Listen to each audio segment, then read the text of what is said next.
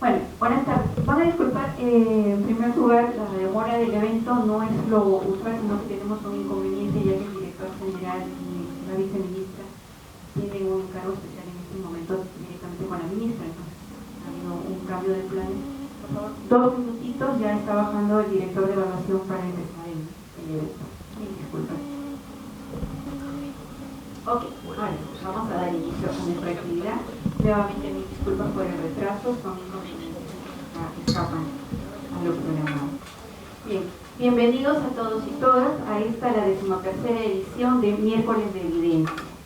Miércoles de Evidencia es un espacio institucional de conferencias promovido por la Dirección General de Seguimiento y Evaluación del MIDIS, con el objetivo de compartir información y conocimiento actualizado, complementario al brindado a través de la página web Evidencia MIDIS, contribuyendo así al incremento de la transparencia y rendición de cuentas de su accionar, además de apoyar no solamente a los miembros de este sector, de los programas sociales, sino de todo el entorno para la toma de decisiones.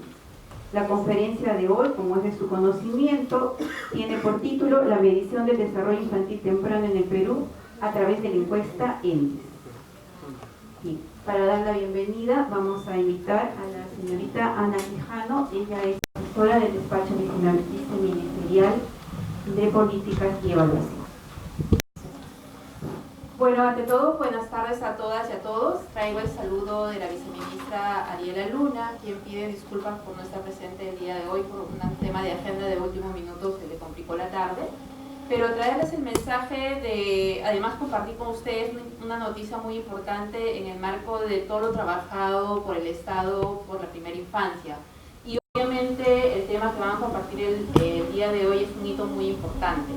El diseño de la política o de los lineamientos de primero la infancia data desde el año 2013 más o menos, en que se inicia una comisión multisectorial para el diseño de los lineamientos de primero la infancia. Luego esos lineamientos fueron aprobados aproximadamente en julio del 2016, exactamente en julio de 2016, y desde entonces se han venido haciendo trabajos muy importantes, como por ejemplo todo el trabajo que se hizo para poder tener el día de hoy información tan importante de los resultados del desarrollo infantil temprano. Luego ha habido otros trabajos importantes que se han desarrollado en el marco de primera infancia, y el día de hoy exactamente se acaba de aprobar el decreto supremo que aprueba la estrategia de gestión territorial primero la infancia, que obviamente el iniciar una estrategia que promueve la articulación intersectorial e intergubernamental en pos de lograr un mejor desarrollo infantil temprano constituye un hito el poder iniciar este proceso con data nacional que nos dé un poco la línea de cómo están las políticas en nuestro país. Creo que es un aspecto muy importante dentro de este trabajo, y el compartir el día de hoy esta información y tener este diálogo con ustedes también significa mucho, justamente en el día de hoy que estamos lanzando esta nueva estrategia. Creo que los invitamos a todos ustedes a poder compartir esta tarde, el dialogar sobre los resultados y tal vez profundizar mucho más sobre lo que se nos viene en adelante como reto. Y obviamente con la perspectiva de poder seguir teniendo información en adelante que nos siga dando un poco la pauta de cómo trabajar en el marco del desarrollo infantil temprano como Estado en general. Así que muy bienvenidos en la tarde y Muchísimas gracias. Bien, vamos a iniciar con la presentación. La primera presentación tiene por título Proceso de revisión y validación del módulo DIP para la ENDES 2018. Esta presentación estará a cargo de Magali Noblera Mayorga, quien ha sido la consultora para la Dirección General de Seguimiento y Evaluación del MIDIS. Ella es profesora principal del Departamento Académico de Psicología de la Pontificia Universidad Católica del Perú.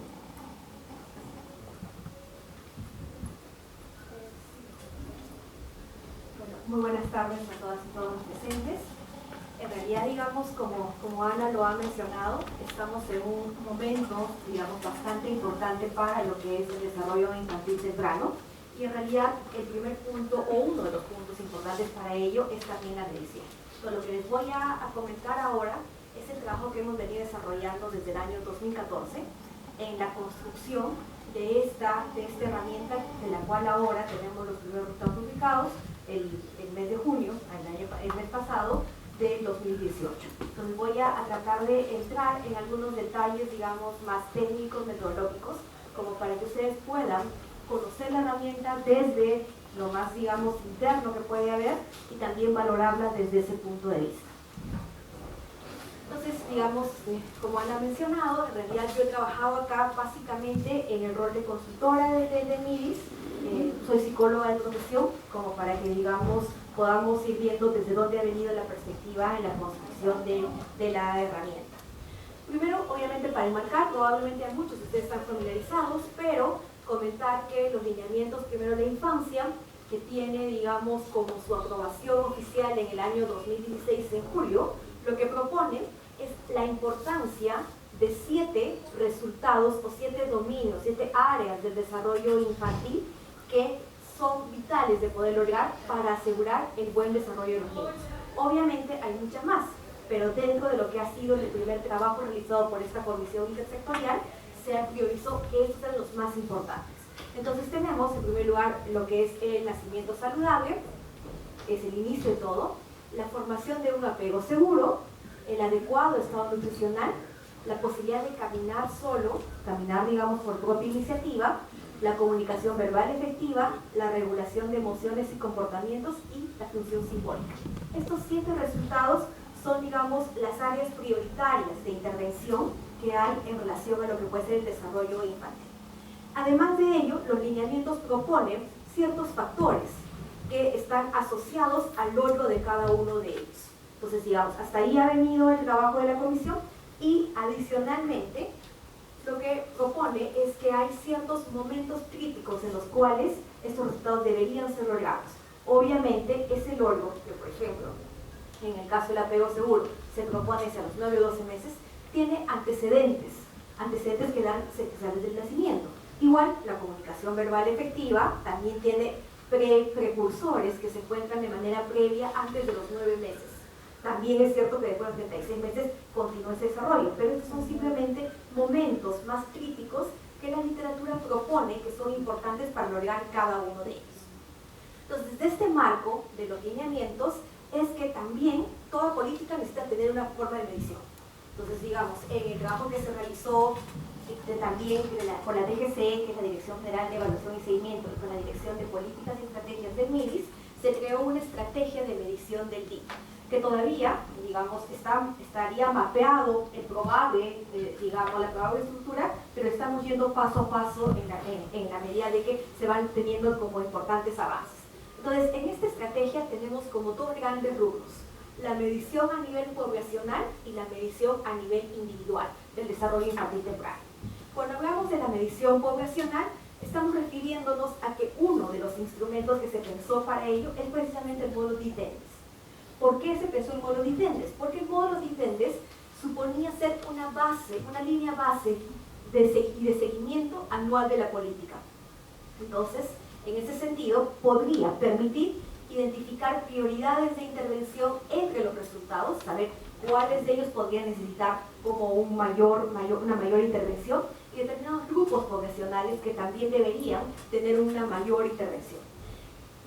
Digamos, la metáfora que se utilizaba en todo el proceso de construcción era que lo único que se quería era tener una foto del desarrollo infantil temprano en el Perú.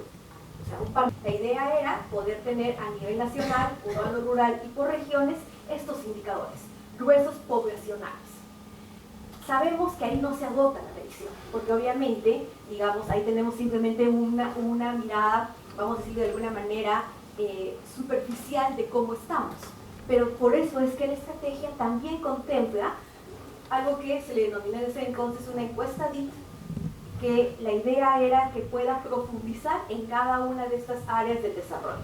Acá, sí, digamos, en la propuesta es que sea una línea base de seguimiento quinquenal, porque no se podría hacer por los costos, digamos, que tiene y por el tipo de profesionales que requieren estar involucrados en esta medición, no se podría tener una medición, digamos, continua, pero que podría ser quinquenal y que podría servir como una evaluación gold standard. ¿Esto qué quiere decir? Una evaluación, digamos, como aquella que sirva como de referente y además permita evaluar los resultados de la política, comparar los resultados del BID a nivel internacional y cuando exista, podría ayudar también a ser una herramienta de validación del modo DIT y del control DIT, del cual voy a hablar en este momento.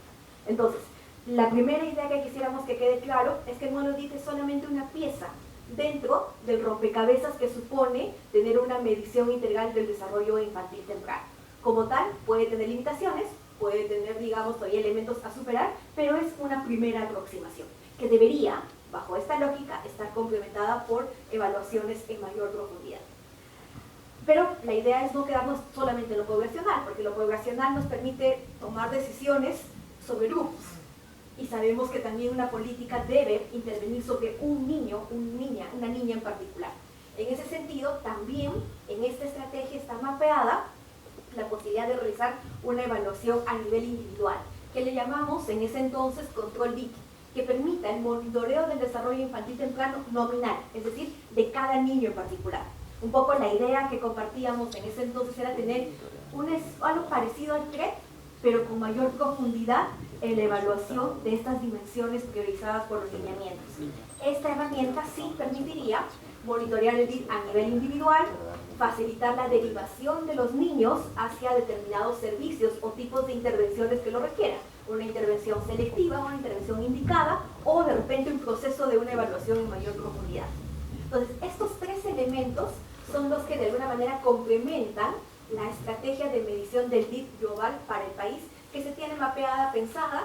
En este camino hemos iniciado simplemente con el primer punto y estaremos en la ruta si es que no hay, digamos, en el trayecto también alguna modificación que mejore gracias a la retroalimentación que puede haber de estos procesos.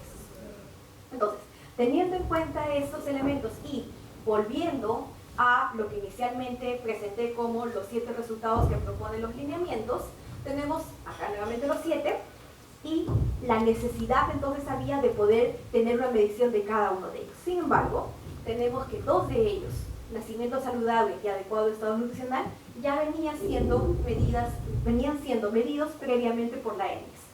Los que están familiarizados con la ENES deben saber que ahí hay una medición específica del nivel de hemoglobina del niño, hay una talla, hay un peso del niño y también obviamente se registran los datos del nacimiento. Entonces esos datos ya existían.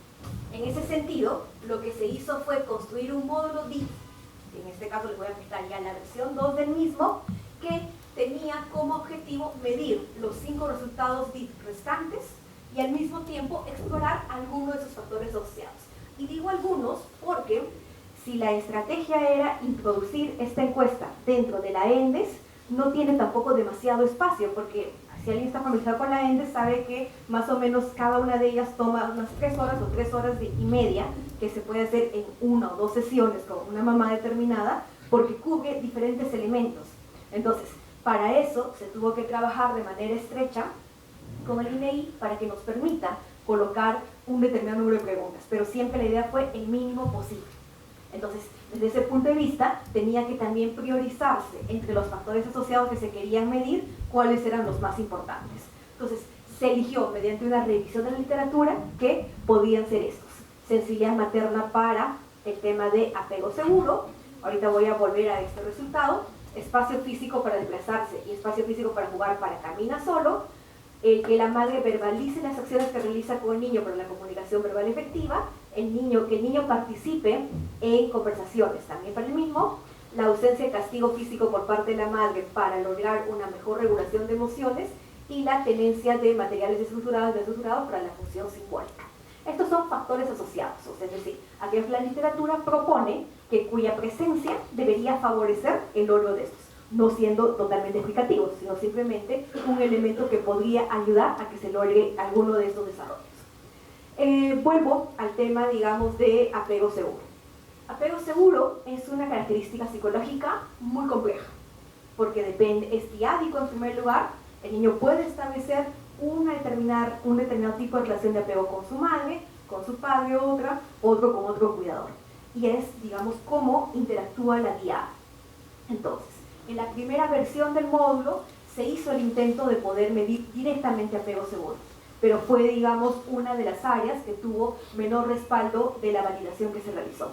En ese sentido, y considerando además que normalmente se podría hablar del establecimiento de un vínculo de apego hacia entre los 12 y 18 meses y que el resultado estaba planteando lineamientos entre los 9 y los 12 meses, retrocedimos a poder medir un precursor del apego, que en realidad es la interacción madre-niño. Entonces, si bien es cierto, mantenemos el nombre de apego seguro, para el módulo DIT la medición se centra en lo que es la interacción madre-niño como un precursor importante durante el primer año de vida de lo que podría ser más adelante el tipo de vínculo, el tipo de apego que puede establecer con su cuidador. Entonces, el módulo DIT-ENDES es un cuestionario de reporte materno, no se observa ninguna conducta, no se evalúa directamente, sino simplemente se le pregunta a la mamá acerca de ciertos comportamientos del niño, maternos de la mamá y por ciertas condiciones del entorno. Está dirigido a niñas y niños entre 9 y 71 meses con 29 días. Las respuestas son en su mayoría dicotómicas, sí y no. Algunas preguntas tienen opciones de respuesta y el tiempo de aplicación máximo es de 8 minutos. También, digamos, esa celeridad se requería por su inclusión dentro de la ENDES, que, como les he comentado hace un momento, es una encuesta bastante extensa que se le hace a la mamá.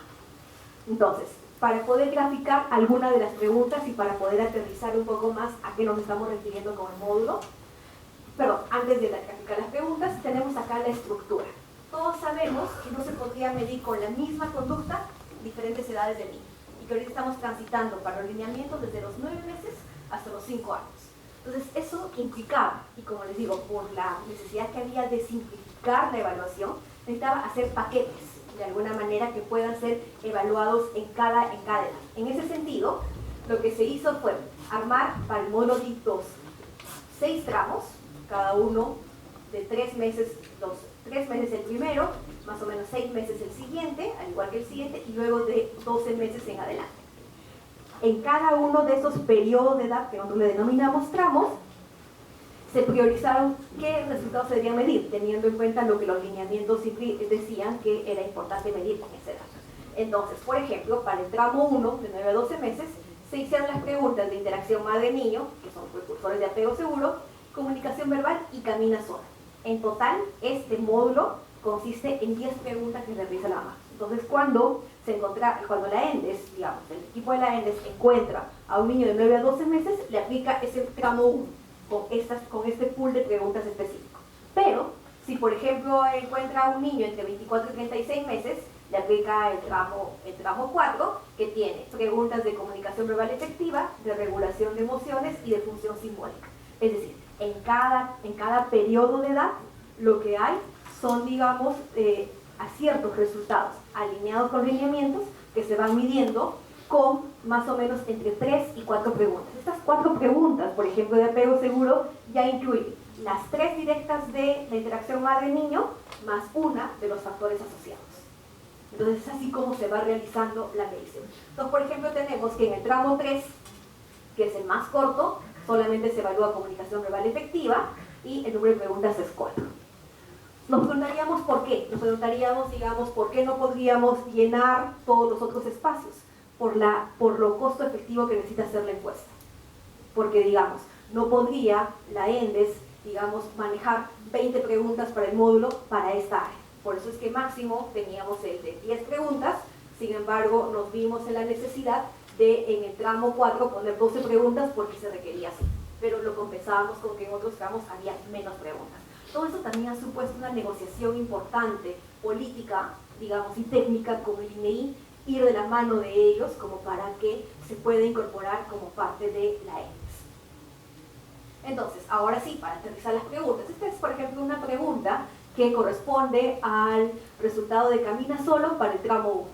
Entonces, en este caso, esta modalidad de pregunta incluye unas ilustraciones. Entonces, lo que se hace es se le muestra la cartilla a la mamá y se le dice, de estas figuras, ¿cuáles son las que Pedrito, Juanito, Marjorie generalmente realiza? Generalmente realiza es importante, esa expresión del generalmente realiza. Son elementos que se enfatizan también en la capacitación a los que van evaluando. Entonces, la indicación es lee en voz alta las opciones elegidas, circule la de mayor numeración que generalmente realiza el niño. Entonces, con la ayuda de la cartilla, se ve que en uno está levanta el tronco apoyándose en brazos y rodillas, se sienta sin apoyarse en objetos y sostiene la cabeza, se pone de pie agarrándose de algo, da unos pasos. En el número 4, por ejemplo, da unos pasos agarrándose de algo. En el número 5, camina solo con se pone de pie sin agarrarse de nada. Y en el número 6, camina solo con soltura. Entonces, la idea es que la mamá indique cuál de estas conductas son las que, cuáles realiza generalmente su niño. Si da más de una respuesta, se le pide que identifique de las dos que está dando, de las que está dando, cuál es la que más lo realiza. Y eso es lo que se va marcando. Otro tipo de preguntas otras preguntas son estas, por ejemplo. Cuando se le pide a Juanito que haga algo sin usted nombrarle cómo hacerlo, lo hace y tiene la indicación que siempre se lea. Por ejemplo, cuando usted le dice a su hija o hijo que se despida de su abuela, él o ella le da un besito o le dice chao con la mano sin necesidad de que usted le muestre cómo hacerlo, sí o no, o obviamente siempre la respuesta de él no responde o no sabe, ¿no? Que es, digamos, como lo que siempre tiene que haber en un cuestionario. Esa es una pregunta que obviamente va a ser comunicación verbal efectiva, que en este caso tiene los dos elementos, la emisión y la recepción de los mensajes. En este caso sería comprensión. La siguiente, por ejemplo, es fulanito le habla a sus muñecos o juguetes como una forma de poder evaluar si es que el niño hace uso de la función simbólica durante su juego. Sí o no, no sabe o no responde. Y digamos, acá hay una pequeña explicación que se le da, que refiere a si el niño habla con sus juguetes cuando juega. Para regulación de emociones, una pregunta es, fulanito llora, grita o hace berrinche la mayor parte del tiempo, o sea, eso es importante enfatizar, así se capacita a las personas como para que se pueda direccionar mejor la pregunta. Luego, otra que esa es de regulación de emociones. La siguiente que pongo como ejemplo es en casa, Juanita tiene materiales especialmente hechos para jugar como una pelota o una muñeca, de ser necesario, o sea, si la mamá parece no comprender, se le lee. Considere si en casa tiene materiales que solo pueden ser usados de una forma específica para jugar, como cubos, pelotas, rompecabezas, muñecos, igual materiales estructurados. Y la parte B de esta misma pregunta es, ¿y tiene otros materiales con los cuales puede jugar, como bloques, palitos, botellas, lápices o algún tipo de papel? Siempre lea, considere si en casa tiene materiales que pueden ser usados de diferentes formas a jugar, como lápices, papeles, plastilinas, objetos de la casa, como ollas, botellas de plástico, objetos de origen natural, conchas, palitos y plantas. Sí o no, o no sabe y no responde. Esa pregunta lo que busca es evaluar condiciones del entorno como un factor asociado, específicamente tenencia de materiales estructurados y no estructurados, como un factor asociado a la función simbólica. Entonces, habiendo visto, digamos, la naturaleza del módulo Ditendes, lo que voy a mostrar ahora son los antecedentes que han precedido a su construcción, la versión 1 y luego específicamente la versión 2. Para la versión 1, todo comenzó con el trabajo de la comisión multisectorial que nos encargan, digamos, el diseño del módulo hacia septiembre y octubre del año 2014. En ese entonces, como parte de este diseño inicial, se realiza una revisión de la literatura, se consulta con expertos de manera cualitativa para ver la idoneidad de las preguntas que se estaban colocando, se vuelve a la comisión multisectorial para irla validando en una especie de retroalimentación constante y se saca, digamos, una primera versión, la cual es aplicada de manera piloto con el INEI, principalmente para poder ajustar la comprensión del lenguaje. En ese entonces se hizo, en noviembre del 14, un piloto en 4 ciudades, Piura, Puerto Maldonado, si mal no recuerdo, Cusco y alguna otra ciudad más. Se hacen los reajustes necesarios, se vuelve a sacar una segunda versión de este mismo y en enero de 2015 se vuelve a probar en campo como para poder ver cómo fluían las preguntas. Entonces ese es el módulo Ditendes versión 1, no es la que vamos a comentar ahorita, estoy poniéndole acá como antecedentes. Se realiza entre julio y octubre del 2015 un primer estudio de validación de este instrumento. Se realiza una validez concurrente con otras pruebas de desarrollo y con la versión observada. Este punto lo voy a explicar un poquito más detenidamente cuando hable de la versión 2. Es así que tenemos el módulo y con un adecuado funcionamiento para los resultados de comunicación verbal efectiva, de camina solo, de función simbólica y sus factores asociados. Se inserta, digamos, en la ENDES en el 2015 y se aplica esta versión hasta el año 2017. Sin embargo, en esos 2 años en que ya comenzó a correr la encuesta y que es donde se realizó una capacitación anual del personal, se también evidenciaron algunas limitaciones que podía tener. En primer lugar, el estudio de validación realizado entre julio y octubre del 15 tenían una dificultad en cuanto al tamaño y representatividad de la muestra. Y además solamente trabajaban con personas, con familias de zonas urbanas. Entonces esa era la primera limitación. En segundo lugar, se realizaba una medición en tramos. ¿Qué quiere decir eso? Que había vacíos. Era de 9 a 12 meses y luego se saltaba de 15 a 18, dejando en blanco entre los 13 y los 15, la versión 1. ¿Ya? ¿Qué dificultaba eso? Que la misma ENDES no tenga la suficiente muestra para generalizar los resultados, porque de cada 100 casas, solo en 30 de ellas había un niño de un tramo determinado. Entonces eso hacía que la encuesta no corra muy bien. Eso hacía entonces que la medición ENDES sea insuficiente. Entonces, en base a todo esto, se inicia en fines casi del 2017 una reevaluación del módulo. Entonces es así como se hace la segunda versión con los aprendizajes ya tenidos de la primera versión. Esta segunda construcción o esta segunda versión del módulo de ITENDES pasa por 5 procesos. El primero es el proceso de construcción y o formulación de preguntas. Luego se levantan evidencias de validez del proceso de respuesta. Voy a explicarlo en detalle en un momento. Se levantan evidencias de validez de contenido, le hemos llamado ahí 1 por ser de corte cualitativo los resultados. Se pasa por lo mismo validez de contenido 2 de corte cuantitativo y finalmente se levantan evidencias de validez de constructo basada en relación con otros instrumentos. En realidad, lo que se estuvo haciendo fue aplicar toda la teoría de construcción de instrumentos psicológicos a la encuesta, con la finalidad de que no sean simplemente preguntas que sean en literatura, sino de darle evidencia de que realmente funciona de manera adecuada. Los voy a explicar ahora cada uno de estos puntos. En el primero, proceso de construcción y o formulación de preguntas. Se realizó una revisión y comparación de encuestas poblacionales que hay en otros países. RUNAPE, por ejemplo, que es la encuesta en Argentina, la DIE, que es la de Chile, el EDI, que es de México, que también tienen abordajes poblacionales. Tienen matices distintos, pero se hizo una revisión de estas encuestas. También se revisaron instrumentos psicológicos que miden formalmente, por ejemplo, la función simbólica, que miden formalmente lo que es el desarrollo cognitivo, que puede ser, digamos, una parte de la función simbólica, que mide regulación de emociones, que mide el desarrollo de la comunicación. También se buscó información de instituciones dedicadas al desarrollo infantil temprano que proponen ciertos hitos. Por ejemplo, sabemos que la OMS tiene un fuerte trabajo en todo lo que es el desarrollo motor, planteando las ventanas de oportunidades para cada uno de los hitos del caminar. Entonces se revisó también esa bibliografía. Luego de haber tenido, digamos, ahí un primer pool de posibles preguntas, se levantaron evidencias de validez del proceso de respuesta. ¿Qué quiere decir eso? Que se fue, digamos, de manera cualitativa a poder preguntar a algunas mamás las mismas preguntas, pero no nos interesaba la respuesta que daba, sino nos interesaba sobre todo la explicación de su respuesta. Es decir, si la mamá había dicho que sí, la pregunta que habíamos visto, que su niño realmente hace gestos sin que ella le muestre, por ejemplo, ¿qué ejemplo tiene?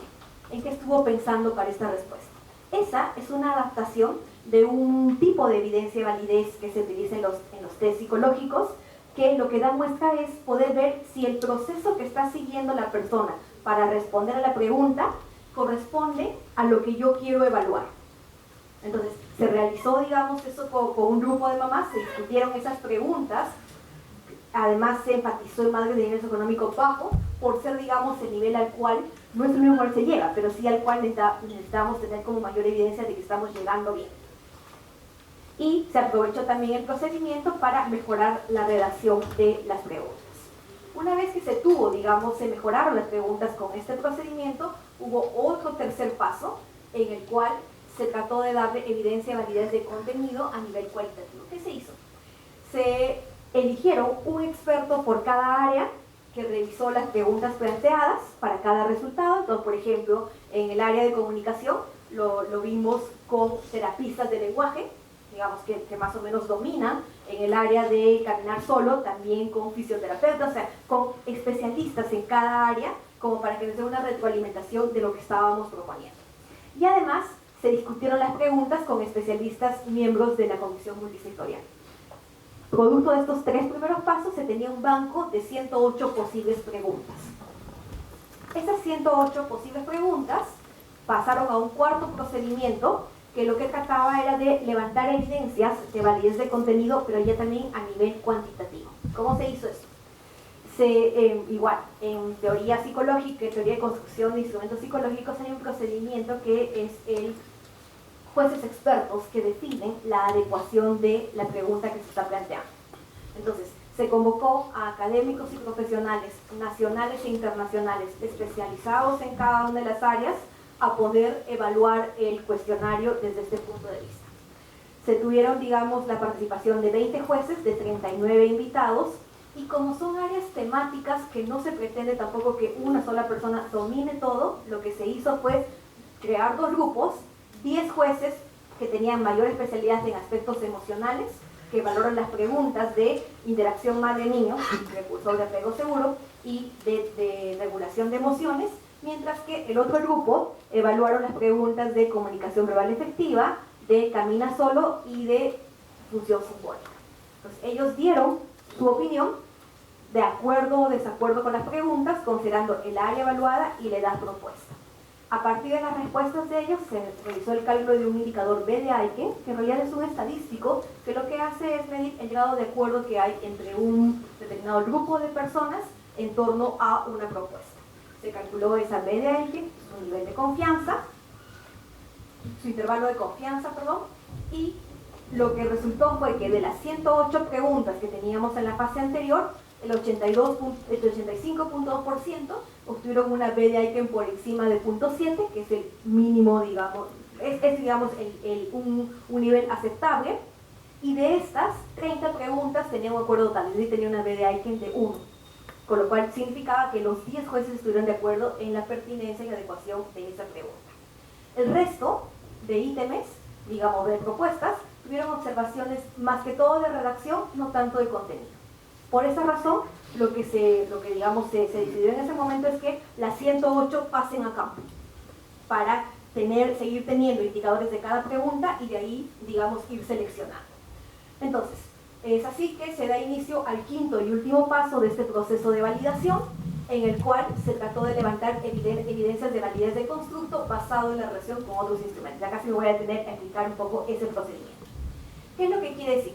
Que se le tenía que aplicar el módulo y otra prueba psicológica que evalúe, digamos, ese mismo resultado a un mismo niño, para poder evaluar si es que las respuestas que se dan en el módulo DIT van acorde con las respuestas o con la observación o con el desempeño que tendría el niño o la niña en la prueba psicológica estándar que se utiliza.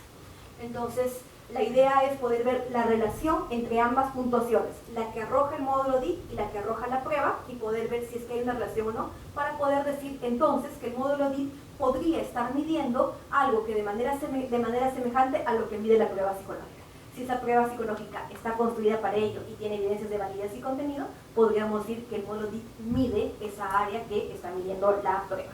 Entonces, lo que se hace es lo siguiente: se le hace la pregunta al módulo DIT-ENDES a la mamá y se hace 2 grupos. Se diferencia entre las madres que responden que su hijo sí realiza la acción y las madres que responden que su hijo no realiza la acción. Como todas son dicotómicas, tenemos si lo hace, no lo hace. Luego, como simultáneamente al mismo niño se le ha tomado un instrumento psicológico que mide esa área, entonces se obtiene la puntuación del grupo de mamás que dijeron en el módulo DIT que su niño sí realizaba la acción, y la puntuación del grupo de madres que dijeron que sus niños no realizaban la acción. Entonces, ¿qué es lo que yo debería tener aquí? Debería tener una diferencia significativa entre esas puntuaciones, y eso es lo que se calculó. Entonces, se hace una diferencia de medias que, de ser significativa, indica que la pregunta del módulo discrimina ambos grupos de manera semejante a la prueba. ¿Eso qué significa? Que la pregunta del módulo mide lo mismo que está midiendo la prueba. Entonces, para aquí era básico identificar qué pruebas son las que se utilizan como ese referente. Entonces, eso es lo que tenemos justo a continuación. Para digamos, lo que es el apego seguro, interacción madre-niño, se eligió el ASQ, o socioemocional, que es una prueba de Age and Stage Questionnaire Socioemotional, que lo que evalúa son justo dificultades socioemocionales en la relación madre-niño. Se eligió esa prueba, no se eligió una de apego, porque ya no sabíamos que ya no estábamos midiendo directamente apego. Para comunicación verbal efectiva se eligió el BDI, que es digamos, el Battelle Development Instrument, el área de comunicación de manera específica, que es una prueba psicológica que mide cómo es que está la comunicación verbal del niño. Para el de regulación de emociones se eligió este checklist de regulación de emociones, ERC, que es uno de los instrumentos más utilizados a nivel mundial de regulación de emociones, y tenemos en el Perú una versión cuya traducción está validada por el mismo autor. Entonces teníamos también, digamos, ahí un buen elemento. Y el que nos trajo, digamos, mayores dificultades fue la elección de un buen instrumento para función simbólica, porque para función simbólica no es que hayan demasiados instrumentos. Sin embargo, se logró, digamos, encontrar dos pruebas que son de la misma autora, una australiana que trabaja en tema de función simbólica, el Pretend Play Enjoyment Developmental Checklist, y el Child Initiated Pretend Play Assessment, que es el CHIPA, que digamos fueron pruebas que se utilizaron. Las pruebas estas eran de observación de juego. Lo que propone simplemente la prueba es que se le da al niño ciertos materiales y se observa durante media hora su juego y se evalúa luego el juego viendo la cantidad de simbolismos que realiza, la cantidad de transformación de objetos en otros objetos que puede realizar. Y eso es lo que, digamos, es la manera en la cual mide la función simbólica. Entonces, teniendo en cuenta estos y como los instrumentos con los cuales se iba a validar el módulo, se tenía que levantar ahora sí información de campo. Entonces, para ello, se realizaron 3 subestudios. ¿Por qué 3 subestudios? Porque como cada edad mide diferentes resultados BIT, entonces, para los niños de 9 a 12 meses, se realizó un estudio en el cual se le aplicaba la ficha sociomorgráfica, la parte de la medición de apego seguro, interacción madre-niño del módulo Digentes, y el Age and State cuestionario socioemocional, la prueba que era la referente. Para los niños de 9 a 36 meses necesitábamos validar todo el tema de comunicación verbal, para eso le aplicábamos, además de la parte correspondiente al módulo DIT, el Battelle, el área de comunicación, y para los niños de 24 a 31 meses se les aplicaba, además de la parte de regulación de emociones y de función simbólica del módulo DIT, el Emotion Regulation Checklist y el CHIPA o el PPEDC, dependiendo de la edad de los niños. Entonces eran como 3 subestudios diferentes dependiendo de la edad del niño. Para ello, se realizó, digamos, para superar la limitación que tuvimos la primera vez de los Ns, se realizó un cálculo de tamaño muestral, poniendo ciertos parámetros a través de un programa GPower que existe para ello, y además se seleccionaron departamentos, ciudades y niños. Departamento, la selección fue intencional. Lo que se quería era, digamos, representar todas las regiones del país, las zonas norte y sur, tener indicadores de la alta densidad poblacional, y la cantidad de niños menores de 4 años. Entonces, intencionalmente se eligieron ciertas ciudades. Al interior de las ciudades se hizo una selección aleatoria de manzanas o centros poblados, dependiendo si son zonas urbanas o zonas rurales, y para seleccionar los niños se hizo un censo previo de la manzana o centro poblado, se verificaron criterios de inclusión y exclusión y obviamente el consentimiento informado que tenía que haber para que puedan participar en el estudio. Entonces, esos criterios fueron que el niño viva con la madre, para que la madre pueda ser un buen referente de su comportamiento, que no haya sido prematuro y que no tenga un diagnóstico oficial ya de alguna dificultad física del desarrollo y que no tenga en ese momento una enfermedad temporal que pueda afectar su funcionamiento. Por ejemplo, que se haya caído y esté ingresado y que esa sea la razón por la cual no podía caminar. Ese era el tipo de, digamos, de enfermedades o que esté con una fuerte diarrea que no le impide en ese momento estar como en óptimas condiciones para evaluar su desarrollo. Entonces, se eligieron como las ciudades, Lima Metropolitana y Callao, San Martín y Cusco, zonas urbanas y rurales, en San Martín y Cusco, y en Lima solamente zona urbana. En cada ciudad se evaluaron 321 niños, cada R, también el subestudio del R2, 321 niños, porque fue el N que nos recomendaba, digamos, esta estimación del tamaño muestral. Aspectos éticos que se cuidaron. La nota metodológica para levantar información estuvo aprobada por un comité de ética. Había un consentimiento informado por parte de la madre y del padre en caso de que el padre esté presente en ese momento en el hogar. Se hizo una supervisión de trabajo de campo de manera continua por, digamos, el equipo del MIDIS, y además se tenía un protocolo de derivación con especial atención en cuando el niño tenía, la madre presentaba preguntas acerca del desarrollo del niño, cuando hayan requerimientos de servicio de atención de los niños, sea el que se estaba evaluando o de otros hijos de la madre, y cuando se detecten algunos casos de violencia familiar. Entonces había protocolos específicos. Había, digamos, en realidad en todo el trabajo de campo lo único que se pudo detectar era un requerimiento de servicio de atención, que se hizo la derivación para que vaya a un cuna más y todo lo demás. Entonces no hubieron como necesidad, pero sí era importante que todo el equipo de evaluación salga con este protocolo de contención, derivación en caso de ser necesario. Entonces, para entrar en detalles, digamos, de cuál ha sido realmente ya el funcionamiento de la escala. Teníamos que asegurar previamente que los otros instrumentos psicológicos que estamos utilizando funcionen de manera adecuada. Entonces, acá tenemos los niveles de confiabilidad y validez de esos instrumentos utilizados.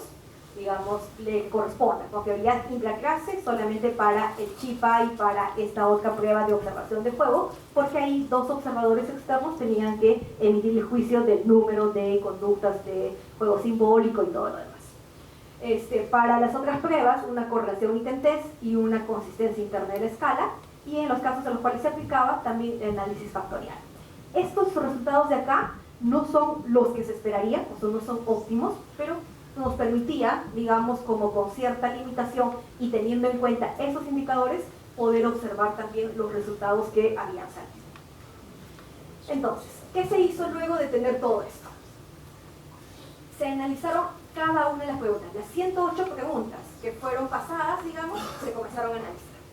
Entonces, primero se vio que la B de Aiken, o sea, este acuerdo entre jueces, sea mayor a 8, como el primer criterio. El segundo criterio fue que las correlaciones obtenidas en la correlación que se obtuvo en la respuesta de la pregunta con la prueba psicológica. O sea, de manera individual cada pregunta que demuestre que discrimina como discrimina la prueba psicológica con la cual se está comparando. Y a partir de eso se crearon múltiples combinaciones de 3 preguntas. O sea, como lo que queríamos eran paquetes de 3 preguntas, no nos interesaba el funcionamiento de cada ítem, sino del conjunto. Entonces hicieron como el ítem 1 con el 5 con el 8, el 1 con el 3 con el 4, el 4 con el 5 con el 8, para poder tener buenas combinaciones.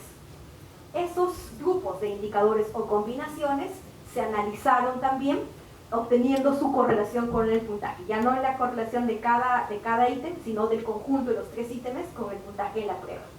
Y al mismo tiempo se analizó la composición, para poder ver que no haya reiteración de contenidos, para poder ver que cada pregunta tenga indicadores adecuados en la B de Aiken, en la comunalidad de las preguntas entre sí, las correlaciones ítem-test, el alfa y bajo. O sea, se analizó cada ítem y su combinación posible.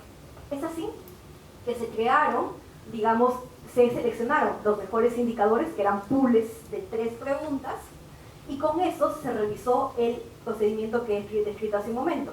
Se comparó la puntuación que obtenía la mamá en esa pregunta o en ese indicador ahora con las puntuaciones que podía obtener en la prueba para poder ver si es que había esas diferencias significativas.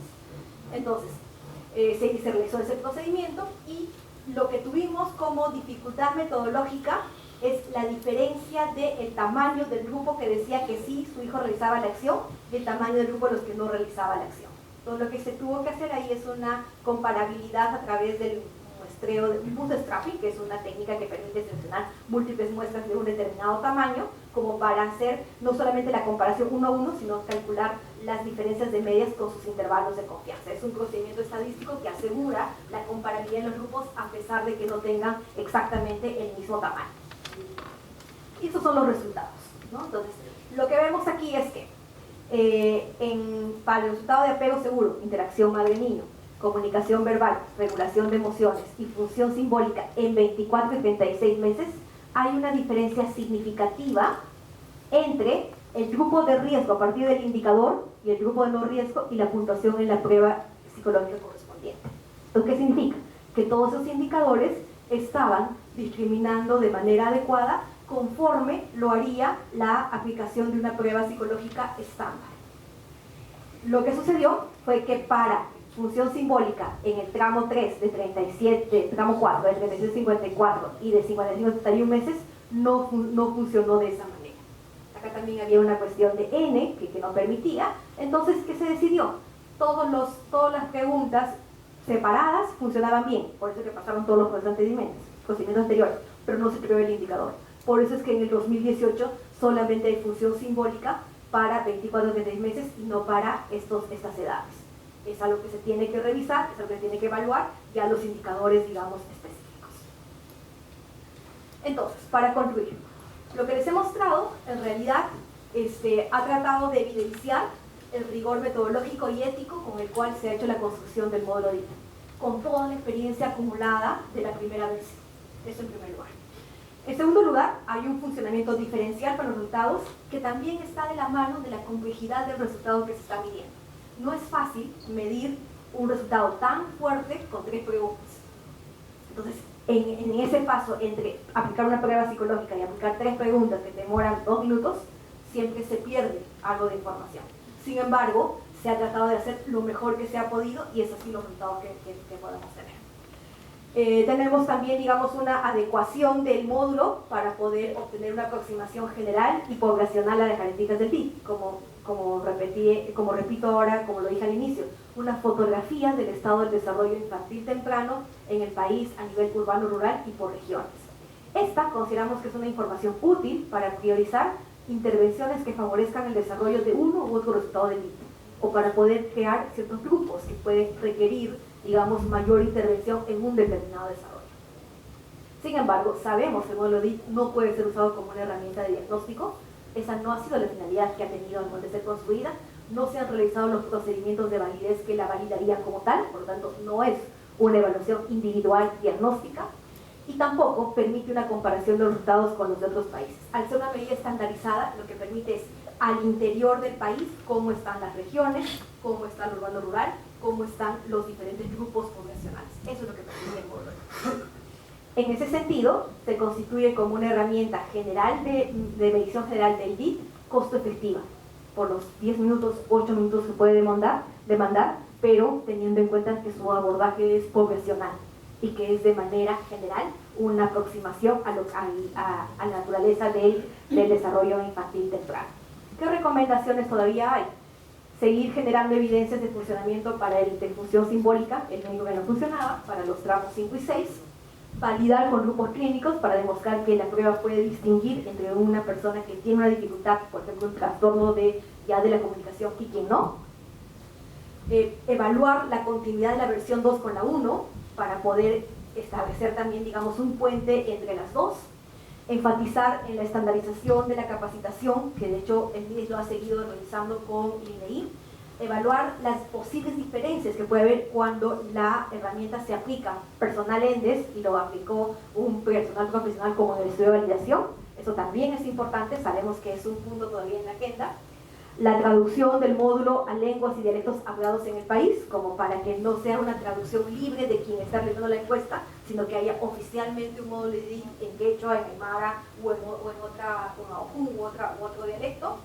Y explorar y probar otros usos de la herramienta, pero siempre teniendo toda la rigurosidad que se ha tratado de mantener a lo largo de esos 5 años en que digamos se ha ido construyendo la herramienta. Y nada, gracias por su atención.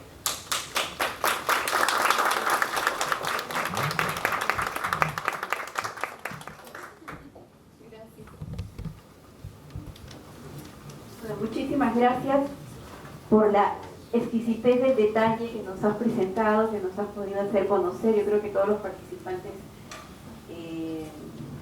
han tenido de pronto las expectativas bastante satisfechas con esta presentación. Y luego de ver este proceso de revisión y validación del módulo DIT, ahora vamos a pasar a conocer y a compartir un poco de los resultados definidos en los lineamientos primero la infancia medibles a través de este módulo DIT. Esta presentación va a estar a cargo del doctor Henry Cabrera. Él es coordinador de seguimiento de desarrollo infantil en la Dirección General de Seguimiento y Evaluación.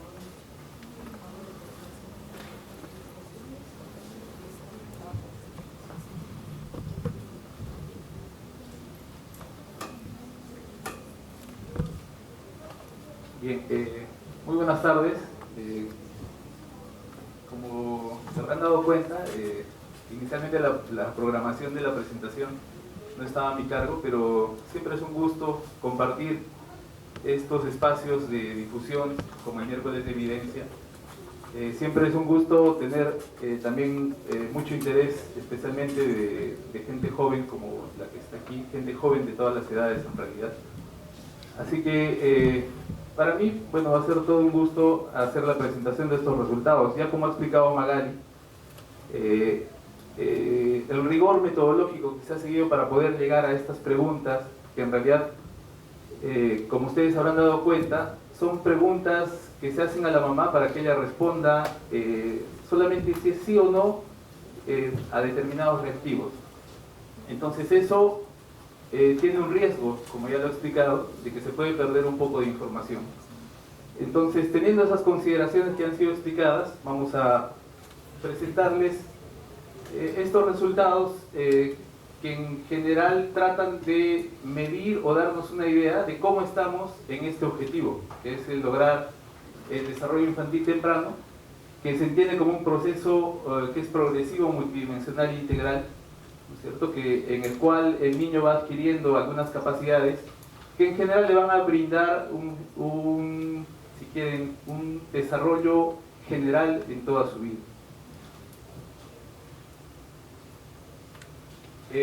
Como ya lo han explicado también, el desarrollo infantil temprano se mide en diferentes etapas de la vida, especialmente para este módulo. De los 7 resultados, como ya les han contado también, tenemos 2 resultados que son el de nacimiento saludable y el de adecuado estado nutricional, que ya se medían previamente en la ELIS. Entonces esos 2 resultados no se han medido con este módulo DIP, pero además sí se tendrían que integrar a este conjunto de 7 resultados que se han establecido en los lineamientos. Un poco para tener una idea de cómo es que se ha hecho esta medición, ustedes conocen más o menos la ENDES, que se aplica anualmente.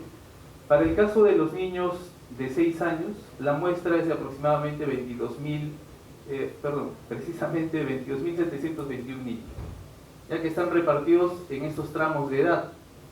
Pero como ustedes han visto, los tramos de edad son diversos, entonces esto hace que, por ejemplo, en algunos grupos de edad haya entre 1.500 y 2.000 niños, y en los grupos que más niños tenemos es en el de 4 y 5 años, que son más o menos 5.000 niños. Y eso nos da cierta potencia para poder hacer estos datos extrapolables a todo el país. Además, ya se ha mencionado el tema de la inferencia, la posibilidad de inferencia, el tema de estandarización de los que aplican la encuesta y todo ese rigor metodológico que sigue INEI para poder aplicar esta encuesta nacional. Entonces, como resumen general, estos son más o menos los resultados. Ahora los vamos a desarrollar un poco más. Como les mencionaba, el tema del nacimiento saludable se mide a través de 2 indicadores que tienen que ver con el peso al nacimiento y la edad al momento de nacer, la edad gestacional. El apego seguro, el 48.4% de los niños del país tienen esta relación de apego. El adecuado estado nutricional también se mide a través de 2 indicadores que son anemia y desnutrición crónica. La comunicación verbal efectiva está en 49.8%. El camina solo está en 65.3%, la regulación de emociones está en 36% y la función simbólica en 42%. Esto lo vamos a pasar, es un resumen si quieren general, vamos a irlo desarrollando un poco más en detalle. En cuanto al nacimiento saludable, tenemos que el nacimiento de niños con bajo peso en el país está alrededor de 7.3%. No hay, o si quieren, hay una mayor incidencia o prevalencia de nacimientos de bajo peso en la zona rural en comparación a la zona urbana. Y en cuanto al tema del nacimiento prematuro, 22.6% de nacimientos son antes de las 37 semanas. Aquí claramente hay una mayor incidencia de este tema en las zonas urbanas. Esto puede tener muchas explicaciones que tienen básicamente que ver con la forma en que se tienen los partos, la mayor frecuencia de partos por cesárea, por ejemplo.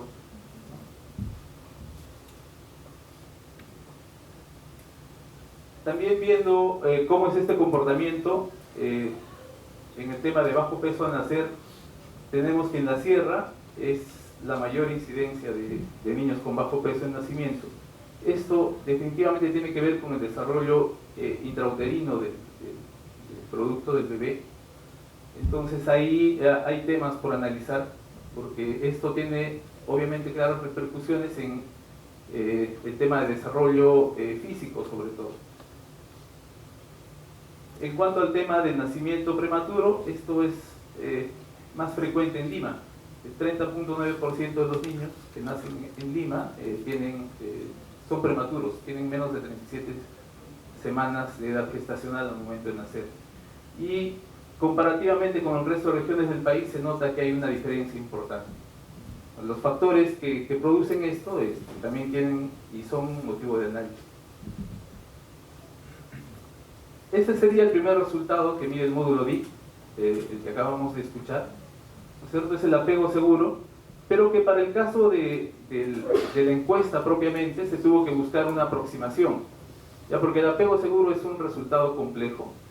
Entonces, lo que se ha medido es específicamente en el grupo de los más chiquitos, de 9 a 12 meses de edad, si tienen o no una adecuada interacción con su madre, entre la madre y el hijo. ¿Cierto? Porque el apego es esa relación en realidad de confianza, esa relación que le brinda un soporte al niño que le permite un adecuado desenvolvimiento.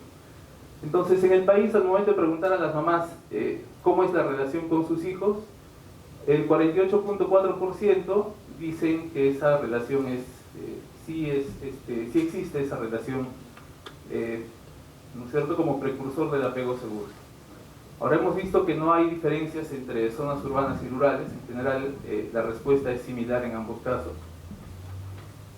Donde sí hemos encontrado algunas diferencias es cuando se ve el tema por el sexo de los hijos, de los niños, ¿cierto? Hay mayor interacción de la madre e hijo cuando la hija es mujer, ¿cierto?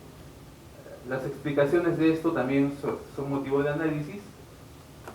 Cuando vemos el tema ya por regiones naturales, si quieren, donde hay menor relación o menor interacción de esta relación entre la madre y el hijo, es en la zona de Lima metropolitana, ¿cierto?, seguido por la selva, ¿no? Y está mejor aparentemente en la sierra y el resto de costa. Adicionalmente, la encuesta nos brinda, como ha mencionado Magali, se han puesto también algunos indicadores de factores asociados a este resultado, ¿no es cierto? Esta interacción, en teoría, ¿no es cierto?, de acuerdo a las evidencias, debería ser favorecida por la capacidad que tiene el adulto, en este caso la madre, de responder ante el llanto del hijo o de la hija. Entonces, este factor que se supone favorece esa interacción, favorece el apego, se ha observado que en el caso de los niños que tienen una adecuada interacción, se presenta en el 94.2% de los casos.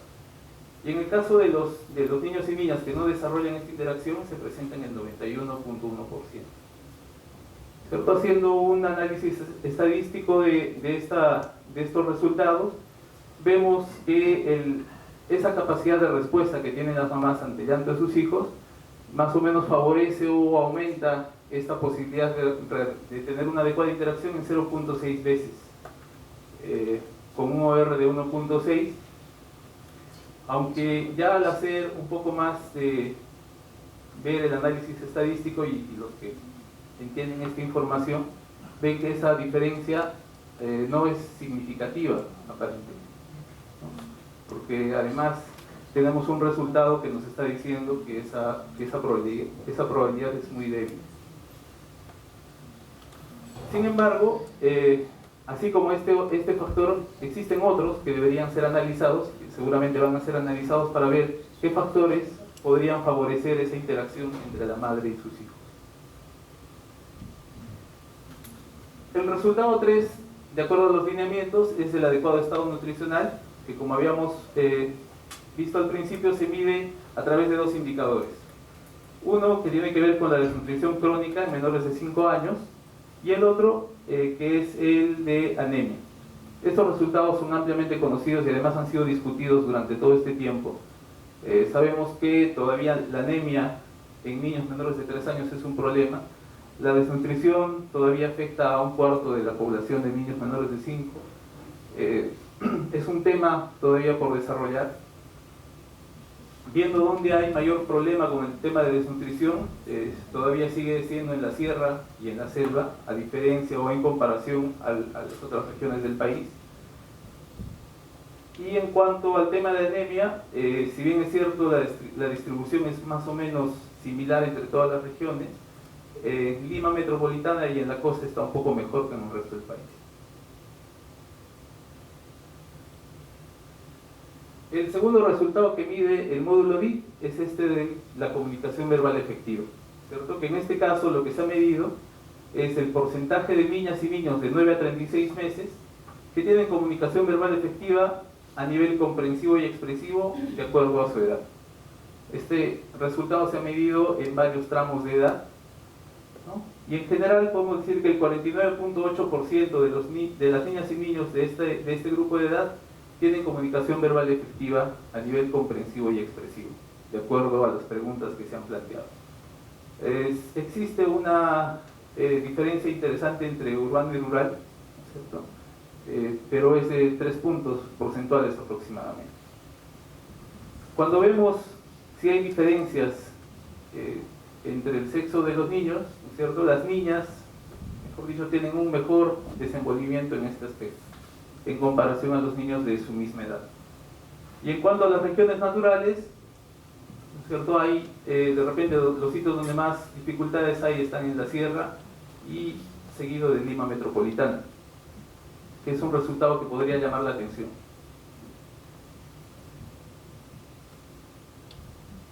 Al igual que el anterior resultado que habíamos descrito, la comunicación verbal efectiva también se han determinado algunos factores asociados. En este caso, en los niños más pequeños, de 9 a 18 meses, uno de los factores que podría favorecer esta comunicación o el desarrollo de la comunicación verbal efectiva es que la madre converse con el bebé, con el niño, al momento que está haciendo las actividades. Por ejemplo, al momento de cambiarlo, de repente al momento de hacerle comer, ¿cierto? Y eso se ha visto que en el caso de los niños que desarrollan una comunicación verbal efectiva, está presente en el 86% de los casos, y en los niños que no tienen esta comunicación verbal efectiva está en el 78.6% de casos. Esta diferencia también representa, ¿no es cierto?, un aumento en la posibilidad de desarrollo de la comunicación verbal, y en este caso sí tiene una diferencia significativa.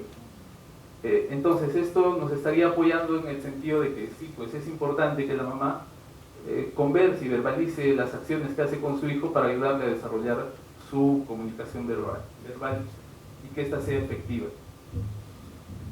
Otro de los factores que se vio, que se analizó en este tema, en este resultado, es el hecho de que los pequeños puedan participar, ¿cierto?, frecuentemente en conversaciones entre adultos. Porque a veces lo que pasa en algunas casas es, oye, cuando los adultos están conversando, los niños no están presentes, ¿no es cierto? Pero esa práctica se ha visto que en los niños más grandecitos, de 19 a 36 meses, ¿cierto?, entre 2 y 3 años aproximadamente, antes de los 3 años, en el caso de los niños que desarrollan la comunicación verbal efectiva está presente en el 62% de los casos. Y en el caso de los niños que no tienen este desarrollo de la comunicación verbal, solo está presente en el 27.2% de casos. Aquí sí la diferencia es notoria a simple vista y se ha corroborado además con el análisis estadístico que se ha hecho.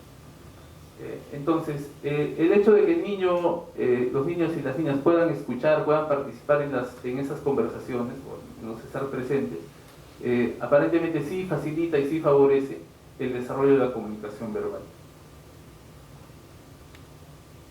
El siguiente resultado es el de Camina Solo, ¿no?, que como lo han descrito también en la propuesta de la encuesta, básicamente trata de ver si el niño y la niña pueden caminar por propia iniciativa sin necesidad de detenerse para lograr el equilibrio. ¿No? En el país, el 65.3% de niñas y niños de 12 a 18 meses pueden caminar ya independientemente. Este hito, en realidad, a esta edad, es importante porque ya esa es la edad en que ya debe presentarse esta actividad. Pero como ustedes ven, todavía no es suficientemente alto. Al ver las diferencias entre hombres y mujeres, la diferencia es mínima, no es tan significativa. Y cuando vemos esta diferencia entre las regiones naturales del país, el problema es mucho mayor si queremos verlo como un problema o si quieren, en la sierra, ¿no? Donde solo el 52% logran caminar en ese nivel, en ese tramo de edad. Al igual que los otros resultados, también se han analizado algunos factores asociados, ¿no es cierto?, como la disponibilidad de espacio físico para desplazarse, especialmente en los niños que cumplen los 12 meses, en los niños de 1 año, ¿no? En los que logran caminar adecuadamente, está presente en el 93.7% de los casos, y en los que no logran caminar adecuadamente a esa edad, está presente solo en el 71.8%. Obviamente esta diferencia se corrobora con el análisis estadístico. Vemos que la posibilidad de caminar o de lograr caminar independientemente sí tiene una relación, o sí tendría una relación con disponer de un espacio libre, ¿no es cierto?, en la casa, que además tenga ciertas condiciones de ser plano, de no tener obstáculos para que el niño pueda desplazarse. En los niños un poco más grandecitos, ya no solamente es disponer de un espacio físico, ¿no es cierto?, sino que además en ese espacio haya algunas condiciones que le permitan explorar y que lo estimulen, ¿no es cierto?, a que juegue, a que se pueda desplazar de un espacio a otro. Y eso está presente en el caso de los que logran desarrollarse adecuadamente, en el 72%, y en el caso de los que no logran el resultado, estaría presente en el 75.4%. Como se ve, además, en el resultado, esa diferencia no es significativa, y además, como está incluido el 1 en este intervalo de confianza, aparentemente es nula esta observación, ¿cierto? Si de repente lo que nos llamaría esto es saber si el factor asociado o la forma en que se está recogiendo la pregunta está siendo lo más adecuado para ver si es que esta diferencia sí existe, ¿no?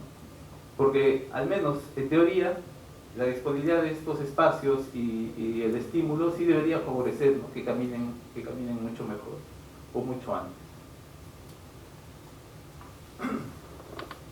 En cuanto a la regulación de emociones y comportamientos, hemos visto, o se ha observado a través de la encuesta, que el 36% de las niñas y niños de 24 a 71 meses regulan sus emociones y comportamientos en situaciones de frustración y el establecimiento de límites, ¿no?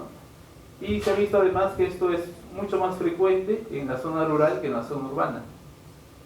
¿Por qué será? No hemos oído una respuesta.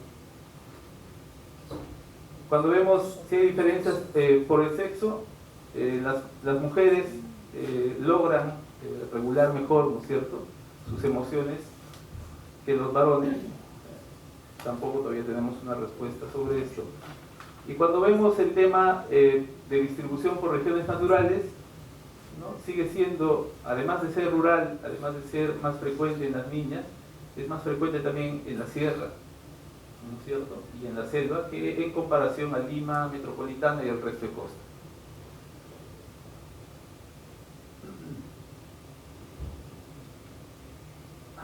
Como factor asociado para este resultado, tenemos en el módulo D el tema de ejercer conductas de castigo físico hacia el hijo. Normalmente, ¿no?, se cree que el hecho de, una forma de controlar estos comportamientos, de repente cuando el niño se pone caprichoso, se pone a llorar, es castigo físico. Solo estaba presente en 67%, el no castigo físico, ¿no es cierto?, el no castigar está presente en los niños, en 67.7% de los niños y niñas que logran regular sus emociones. Y en los que no regulan emociones está presente el no castigo en 48.9%. El análisis estadístico corrobora que esta diferencia es significativa. Entonces, apoya aún más el hecho de que la corrección, si bien es cierto, podría tratarse o llevarse a cabo con una forma de castigo, este no debería ser físico, porque no favorece además el desarrollo de este control, de esa regulación de emociones. Finalmente, en cuanto a la función simbólica, que es el resultado si se quiere, más complejo que tenemos en el desarrollo infantil temprano, lo que se ha medido es si el niño o la niña de 24 a 36 meses representa sus vivencias a través del juego y el dibujo. Esto se ha observado que en el 42% de las niñas y niños de este grupo de edad pueden hacer o tienen este resultado, ¿no? Representan sus vivencias a través del juego, del dibujo, y de acuerdo a su edad. Hay diferencias entre zona urbana y rural a favor de la zona urbana. También hay diferencias en cuanto al sexo a favor de las niñas. Y en la distribución por regiones, este resultado es más frecuente en las zonas de sierra y selva en comparación a la zona del resto de costa, sobre todo.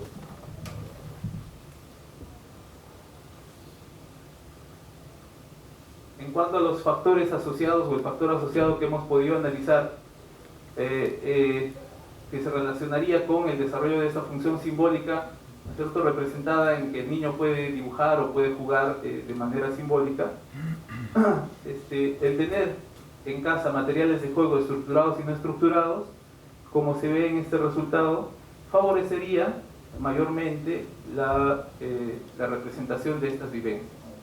¿Cierto? Es mucho más frecuente en comparación al grupo que no desarrolla esta representación.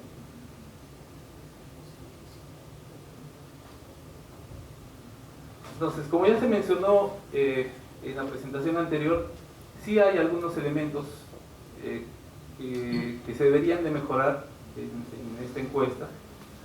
Uno de los temas tiene que ver con la posibilidad o la capacidad de inferir esta información a nivel regional.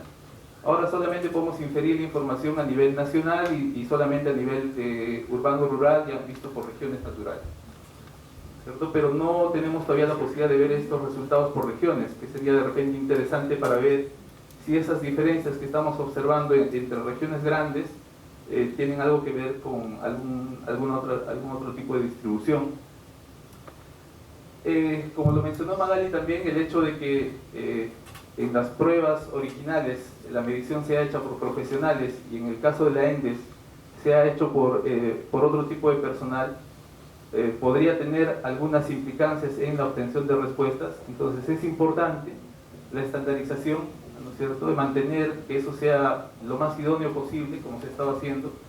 Creo que lo mencionó Magali, en el caso de la aplicación de estas dos ruedas de la encuesta, tanto de la primera versión como de la segunda, el MIDI se estaba interviniendo en el proceso de capacitación del personal que estaba saliendo a hacer la encuesta, porque como era un módulo nuevo y además tenía cierta especificidad, se ha tenido que hacer seguimiento a esta capacitación. Entonces es importante que esta estandarización y esta capacitación se mantenga.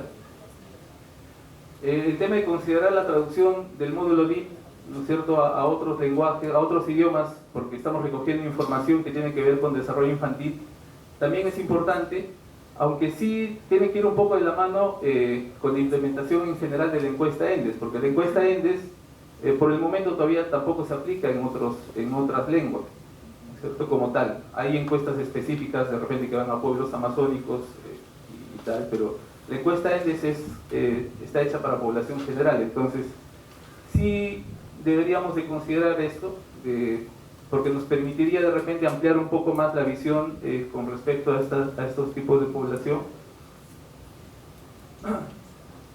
Como hemos visto, además, la encuesta de módulo DIC, tanto por su extensión como por el tiempo que toma en recoger la información, es bastante costo efectivo, ¿cierto? A pesar de que de repente se pierde algún tipo de información o no nos permite de repente saber cómo está un niño específicamente en su desarrollo, sí nos permite tener información poblacional y es costo efectiva en este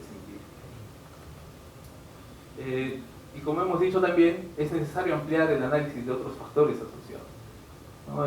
Ya tenemos con Magali trabajando algunos modelos para ver qué otros factores podrían estar influenciando estos resultados a través de la encuesta ENDES, y probablemente esos resultados puedan ser también publicados prontamente. Eso sería todo de la presentación. Muchas gracias por su atención. A Henry pasar a la mesa. Bien, como hemos visto en ambas presentaciones, nos queda mucho por comentar y muchas preguntas en el Intel. Si bien es cierto, puede haber resultados de pronto a primera vista alentadores en el análisis, también nos van a generar muchas preguntas. ¿Qué hay detrás, como ha ido mencionando Henry? En ese sentido, hoy día tenemos el gusto de contar con Mari Klock. Ella es profesora principal del Departamento Académico de Psicología de la Pontificia Universidad Católica del Perú, y de Oscar Pain de Caros, jefe de Evaluación Académica y profesor auxiliar del Departamento Académico de Psicología, también de la Pontificia Universidad Católica del Perú. De la misma manera nos va a seguir acompañando la señorita Ana Quijano Calle, asesora del despacho del Viceministerio de Políticas y Evaluación Social. Antes de darle pase a los comentarios, les voy a recordar que al momento de terminar los comentarios va a haber una pequeña rueda de preguntas. Luego se les va a pedir que por favor entreguen las encuestas en la mesa donde se han registrado, y al mismo tiempo podrán recoger la publicación. Vamos a empezar entonces con Mari. ¿Tienen alguna pregunta?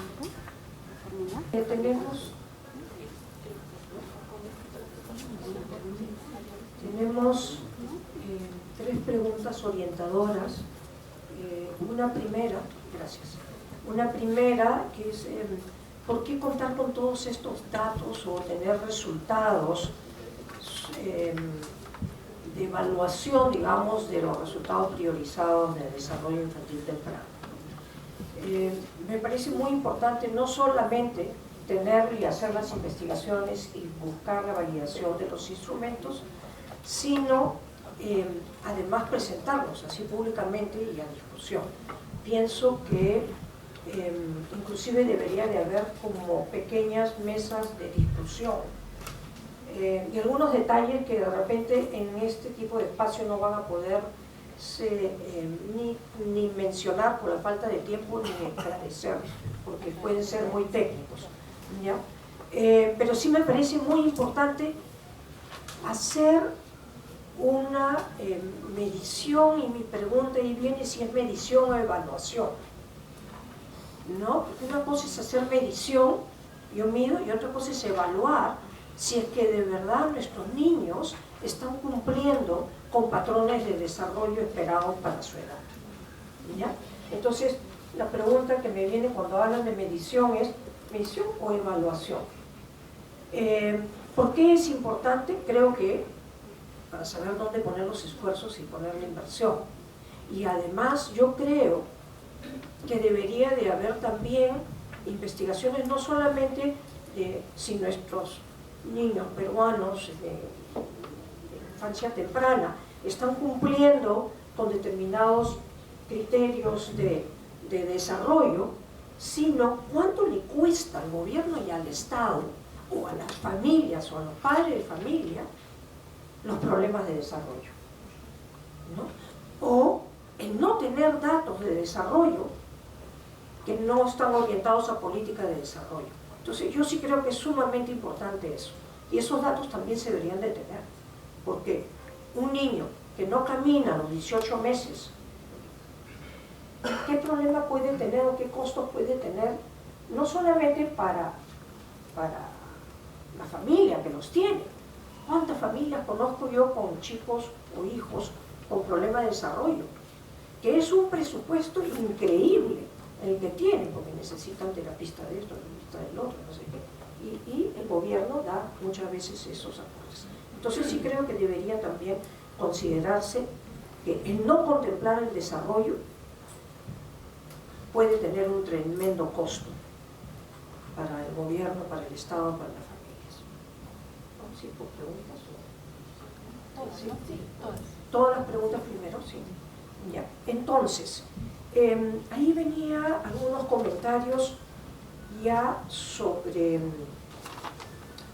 sobre los retos, intervenciones que se podían plantear, creo que un primer reto es el metodológico. Me parece que el esfuerzo que han venido haciendo, el esfuerzo de validación, que mi pregunta vendría a ser, ¿es validez o es confiabilidad del reporte de la madre? Porque lo que está haciendo es cotejando lo que la madre ha dicho con lo que dicen las pruebas. Entonces, estás diciendo lo que la madre dice es confiable, ¿no? Porque lo que la madre dice no es un sí y un no. Entonces, yo digo, eso es una medición. Mi pregunta y un reto en términos de primero el método de validación podría estar en, es que tengo muchas preguntas sobre la parte metodológica, tengo preguntas sobre eso en términos, por ejemplo, tú presentaste una imagen desde el niño que no camina hasta que se para y camina solo, ¿no? ¿Por qué se le dice a la madre en qué etapa está? Y la madre dice, ¿por qué no se considera eso una escala? O sea, desde no camina hasta que camina solo, y que sea un dato escalar en lugar de un dato que sea así, no, que sea un dato descriptivo. Entonces, metodológicamente creo que el tipo de dato que estamos teniendo en consideración deberíamos de repensarlo, y que no sea frecuencia de madres que lo dicen, sino ver a través de esas preguntas que me parecen bien ingeniosas y buenas, de poner imágenes, fotos, y que la madre pueda identificar dónde están sus hijos, que estén ordenados en una escala, ¿ya? Ahora, tengo también preguntas, no solamente comentarios, por ejemplo, los tramos, tanto los criterios para los tramos, como por qué en algún tramo sí hay preguntas y en otro no, cuando en realidad, si nosotros vemos el continuo del desarrollo, hay avances en lo que ustedes llaman en el documento conductas precursoras, creo que es, ¿no? En todas las edades previas. O sea, sí es verdad que a determinada edad tiene que caminar solo, pero hay todo esto previo. Entonces, ¿por qué no se dice a determinada edad? Esta es la pregunta para esa edad, si logró esto. O sea, poner los hitos en cada uno de los tramos, ¿ya? Para mí, el gran problema no está en camina solo, que es lo más evidente, ni en anemia, ni en nutrición, que ya tienen mediciones mucho más claras. El problema está en apego, el problema está principalmente en regulación emocional y en función simbólica. Porque función simbólica no es solamente que juega con materiales, o es creativo, o se imagina cosas. Hay muchas otras cosas que están incluidas en lo que es función simbólica, que tienen que darse sí o sí previamente para que se pueda dar eso otro. Y es el comportamiento intencional, o sea, en la mente, que se desarrolle la intención, es decir, la relación causa-efecto, o también la discriminación, esto es distinto a esto, y que pueda discriminar y saber, este es mi biberón, esto es el plato, y que el niño a la hora del desarrollo verbal, sí, claro, la mamá le dice tráeme tu biberón y va y lo trae, y no trae el plato. Ya sabemos que discrimina, pero que pueda diferenciar cosas, diferenciar entre personas, o también imitar. Y entonces la conducta de imitación, que la mayoría de textos del desarrollo menciona que se hace evidente a los 9 meses cuando hace pollito asado, o besito volado, o todos esos juegos que hacemos con los infantes a esa edad, pero que ya se viene dando desde el mes de nacido, ¿no? Cuando el niño imita movimientos de la boca, o imita movimientos de la cabeza, o puede seguir inclusive un objeto de un color llamativo, como es un móvil o un juguete que se le puede estar dando. Entonces yo sí creo que hay un camino más largo que llegar a una edad donde juega con juguetes de manera de pretender, ¿ya? Y es más, a esa edad que están hablando ustedes de pretender, también deberían de darse ya una serie de conceptos o nociones de conceptos temporales y espaciales que, por ejemplo, no se tienen en cuenta, que son sumamente importantes luego para el pensamiento lógico matemático que aparece posterior. Entonces, ahí sí creo que es bien importante ver en los tramos que sí o sí se tiene que ir dando en cada una de esas edades, en cada uno de los criterios. Si no, necesita haber muchas preguntas, porque deberíamos saber cuál es el hito de funciones simbólicas a los 9 meses. ¿Cuál es el hito, por ejemplo, imitar el pollito asado o esas cosas? ¿O cuál es el hito a los 12 meses? O así sucesivamente. Y que haya solamente esa pregunta con esas fotos que me parecen bien creativas y que sea una escala. Porque puede haber chicos que van más allá. Entonces, eso con respecto a la parte metodológica.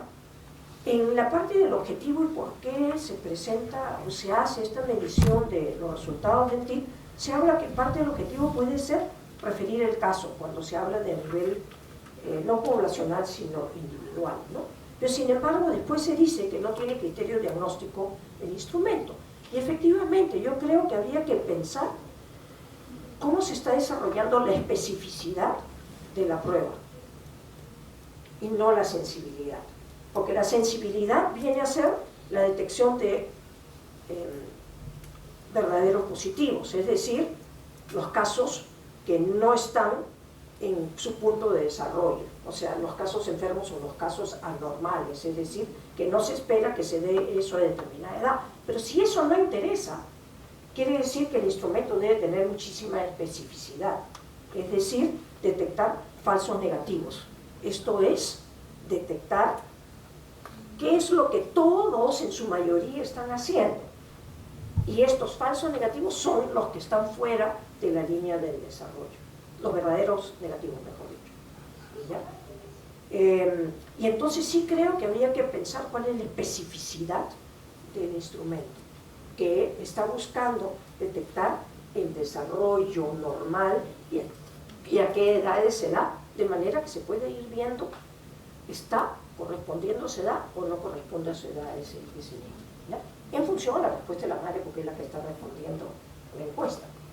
Entonces, eso con la parte metodológica. Creo que tengo otras sugerencias y retos que son con respecto al análisis. A mí no me dice mucho tener porcentajes, es más, me confundo un poco, porque veo que entre un 90 y tantos de porcentaje de usa castigo con un 91 entre los que tienen regulación y los que no tienen regulación, eso quiere decir que usan mucho castigo todos, ¿no? Los que tienen o no tienen. Claro, es menor, creo que el ejemplo no es el del castigo. Sensibilidad. ¿De qué sí le habla?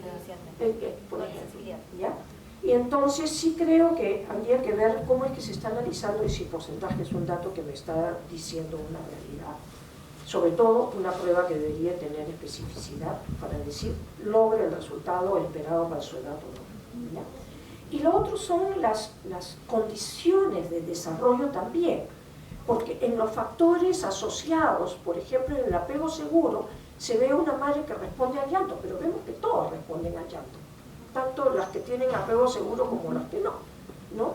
Entonces, responder al llanto puede ser una conducta de la madre o del cuidador o cuidadora más natural. ¿Y qué estaría pasando con esos otros aspectos del entorno que sí se están encontrando, por ejemplo, en los estudios de Mary Rothbard, que habla de cómo nos volvemos los que somos a través desde el nacimiento con un temperamento determinado en un entorno determinado? Entonces, un niño con una madre sensible versus un niño con una madre no sensible, pero en un entorno también diferenciado. Porque puede haber un niño con una madre sensible que esté en un entorno de gritos, especialmente gritos humanos o de bulla, de mucho ruido, de ruidos intensos. Por ejemplo, cuando ponen esa música a todo volumen, y un infante, obviamente, con una música a todo volumen, va a tener una respuesta afectiva negativa, ¿no? O lo que Mary Rothbard llama, se empieza a desarrollar y grabar en su memoria reacciones de ansiedad que posteriormente le pueden afectar a lo largo de su vida, ¿ya? Entonces, el desarrollo de efectos positivos o el desarrollo de efectos negativos en un entorno que cuide de ese tipo de estímulos. Y yo creo que el apego no solamente es una madre sensible, es también un entorno que cuida el sueño del niño, que cuida, no sé si esas preguntas las están haciendo, porque el factor asociado es que la madre responda al llanto, ¿no? Que cuida que no haya ruidos, por ejemplo, ¿ya? Entonces sí creo que ahí tenemos una serie de retos con respecto a las condiciones del desarrollo que se están teniendo en cuenta, ¿ya? También me preocupa que se considere sensibilidad materna y no sensibilidad del cuidador o cuidadora, porque los padres también podrían desarrollar un apego seguro. Entonces, y lo dije creo en la presentación la semana pasada, que hay mucha presión social a la madre, y la madre se siente muy abrumada con tener un hijo que no se le descarrile, que se desarrolle bien, que le vaya bien en el colegio, etcétera, que tenga amigos, ¿no? Y entonces deberíamos de ir cambiando ese rótulo a ponerle cuidador sensible o cuidadora sensible, ¿ya? Para también transmitir que hay otros cuidadores que deberían de ser sensibles y no solamente la madre. Con respecto, no sé si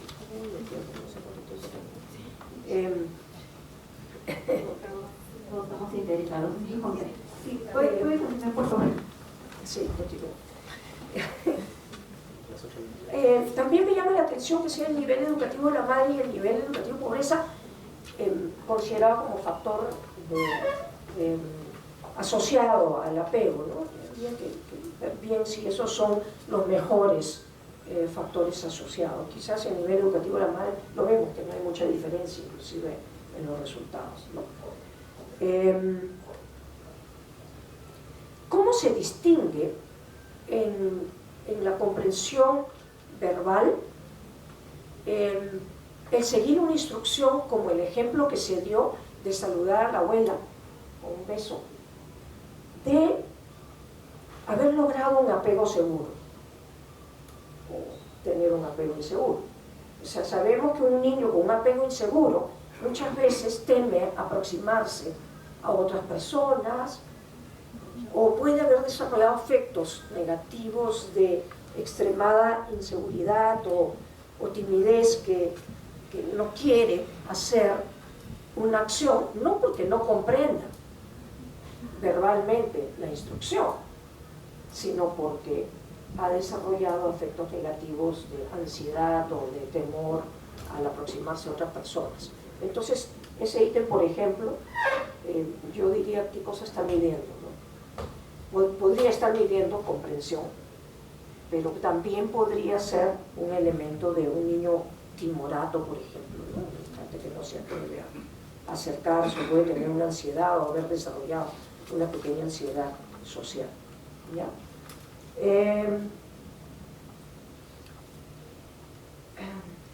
Creo que es importante, sí, que las madres hablen como factor asociado, que interactúen, que le vayan diciendo las acciones, pero ¿qué hacen o qué deberían de hacer también? Porque las madres pueden decir, hablarles solamente o de repente explicarles cosas del mundo. Hay investigaciones previas que demuestran que niños que han ido desarrollando mayores talentos han tenido no solamente una madre sensible o una familia, un padre, una madre sensible, sino han tenido personas alrededor que lo han ido orientando a tomar conciencia de cómo funciona el mundo a su alrededor. Entonces le explican más allá de lo que el niño está preguntando, ¿no? Como por qué existen refrigeradoras, ¿no? Entonces no solamente decirle para que no se malogren las cosas, ¿no? Sino explicarle, mire, el frío hace que no crezcan las bacterias, entonces se guarden el frío para que duren más tiempo.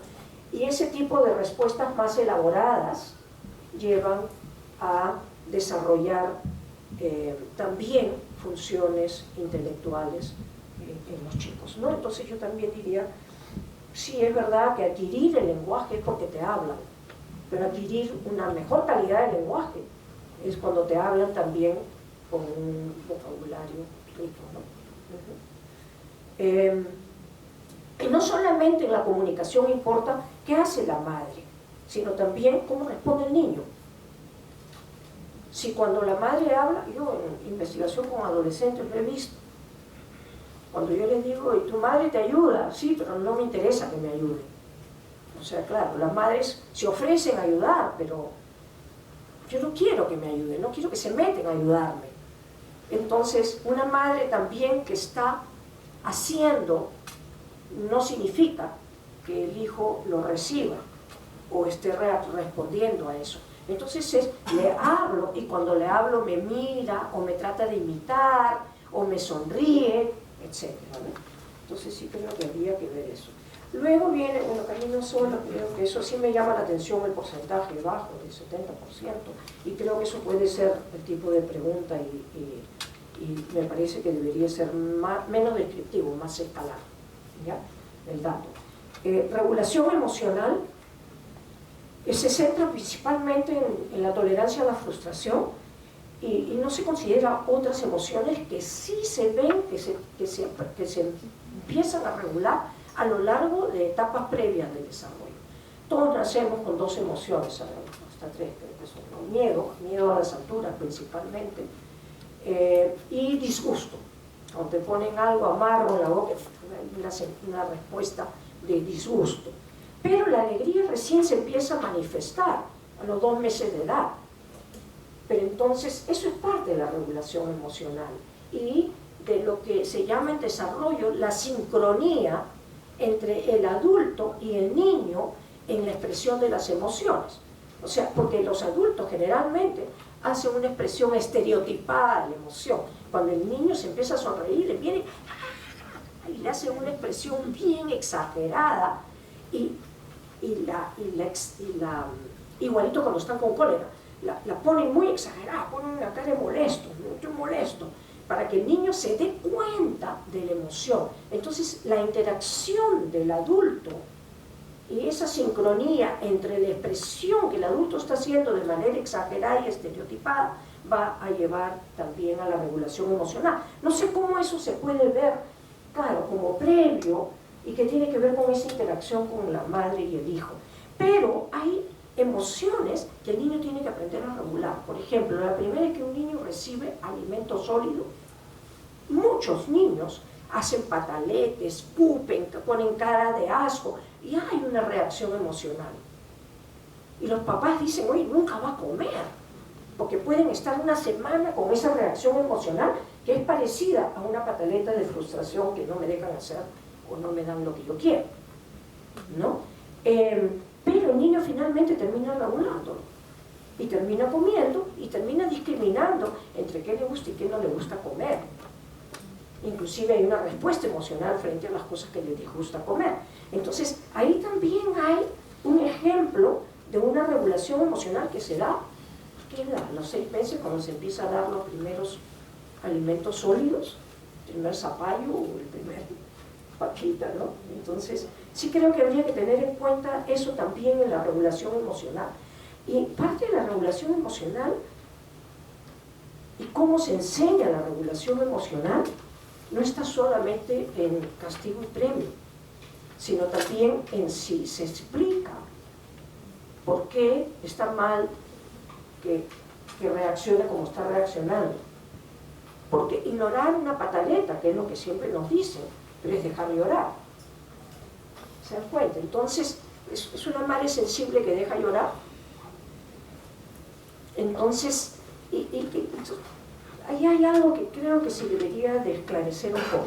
Bueno, de la función simbólica ya lo dije, solo quería decir algo sobre el tipo de material y disponibilidad del material. El tener materiales o tener materiales disponibles no implica que el niño lo use o lo use de manera que desarrolle su función simbólica. Entonces, o ver qué tipo de uso le da, ¿ya? Puedo tener un material para destruirlo, pero solo para destruirlo o romperlo no es una función simbólica. Puedo tener material así de desecho, ¿no? Creo que hay conductas iniciales que se tendrían que tener en cuenta, como ya lo dije: discriminación, imitación, intencionalidad, relación causa-efecto, etc. Y creo que la última pregunta. Y la última pregunta era el rol del Estado, la sociedad civil y la familia. Las familias pertenecen a la sociedad civil también. Y mencioné que a las familias a veces se le está dando demasiado peso y muchos están lavándose las manos diciendo, ese es un tema familiar y la familia es responsable. En los colegios yo lo escucho, que dicen, pero ¿qué de la familia? Viene de la familia, como que no hay nada que hacer. Y hay una especie de desamparo aprendido de parte de otros agentes socializadores, de que si la familia no ha cumplido su función, ellos no tienen nada que hacer y se sienten totalmente frustrados o desmoralizados de no poder hacer nada. Y eso es falso, que diría yo, ¿no? Sí, muchas familias hay disfuncionales cada vez más, y es más, no es ahora. Desde que tengo uso de razón o desde las historias que he leído, hay familias disfuncionales, padres irresponsables, hijos naturales, solos y abandonados, madres también abandonadas. Entonces, no es ahora un tema de comenzar a decir que la familia es una maravilla y cumple su rol protector. O sea, hace tiempo que sabemos que la familia, desde hace siglos, no necesariamente cumple su rol protector y de fomentar el desarrollo. Entonces había que trabajar y ver cómo se trabaja también campañas para fortalecer a la familia, que no sea hoy con hijos no te metas, ¿no? Porque eso tampoco se trata. Porque la sociedad civil y las instituciones socializadoras también tienen un rol importantísimo en el desarrollo de los niños en el Perú, ¿no? Y bueno, yo prefiero hablar de Estado, incluyendo sociedad civil y familias, y prefiero hablar de gobierno, pero sí pienso que el gobierno debería hacer esto que están haciendo, de poner una prioridad en el desarrollo infantil temprano y políticas públicas de desarrollo. Disculpen, creo que me tomé un montón de tiempo. Muchísimas gracias, vamos a continuar con usted.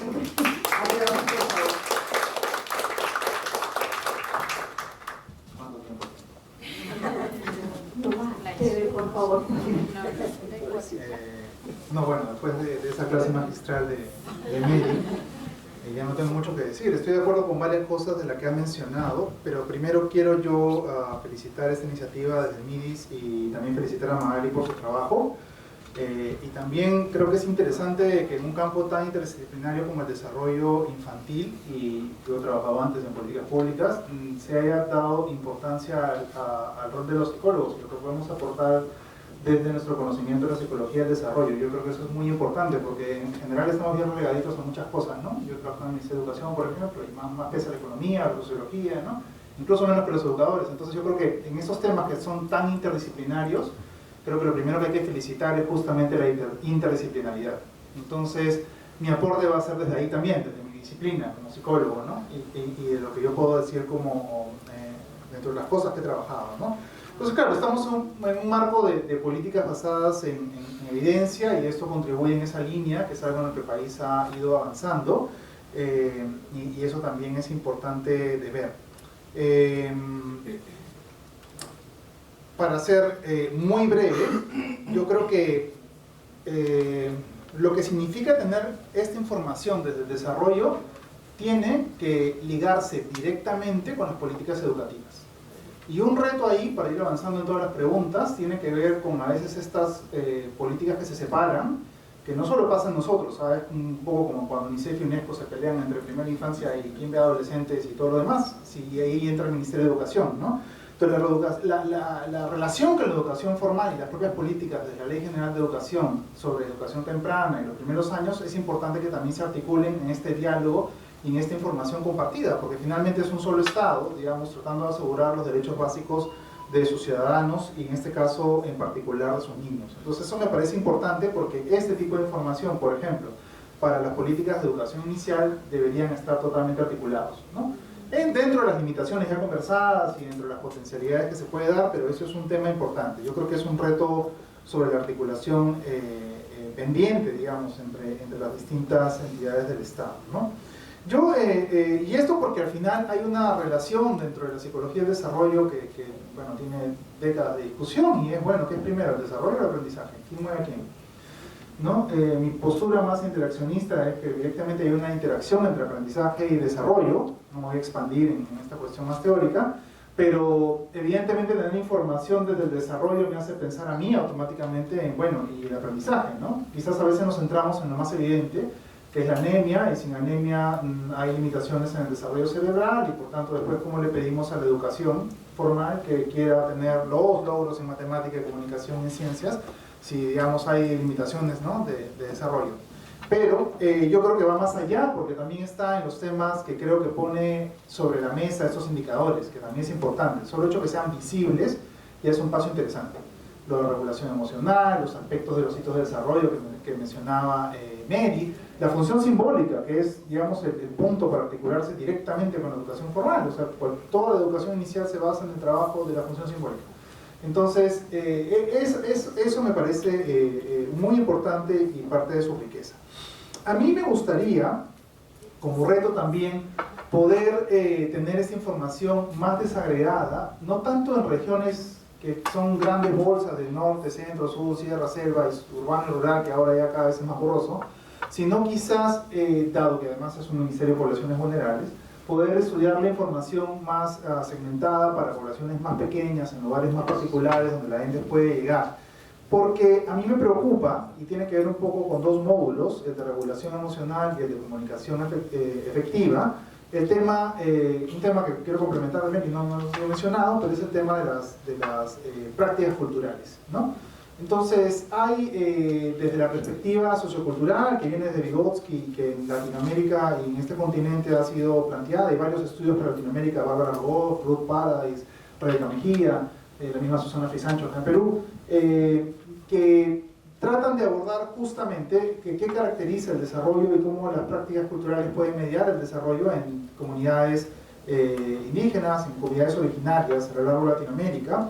Por ejemplo, y una característica que a mí siempre me llama la atención de esos estudios es el tema de la observación participante, ¿no?, en la cual nosotros en el área urbana más occidental estamos acostumbrados a exponer al niño desde los 3-4 años para que se disfrace y nos actúe.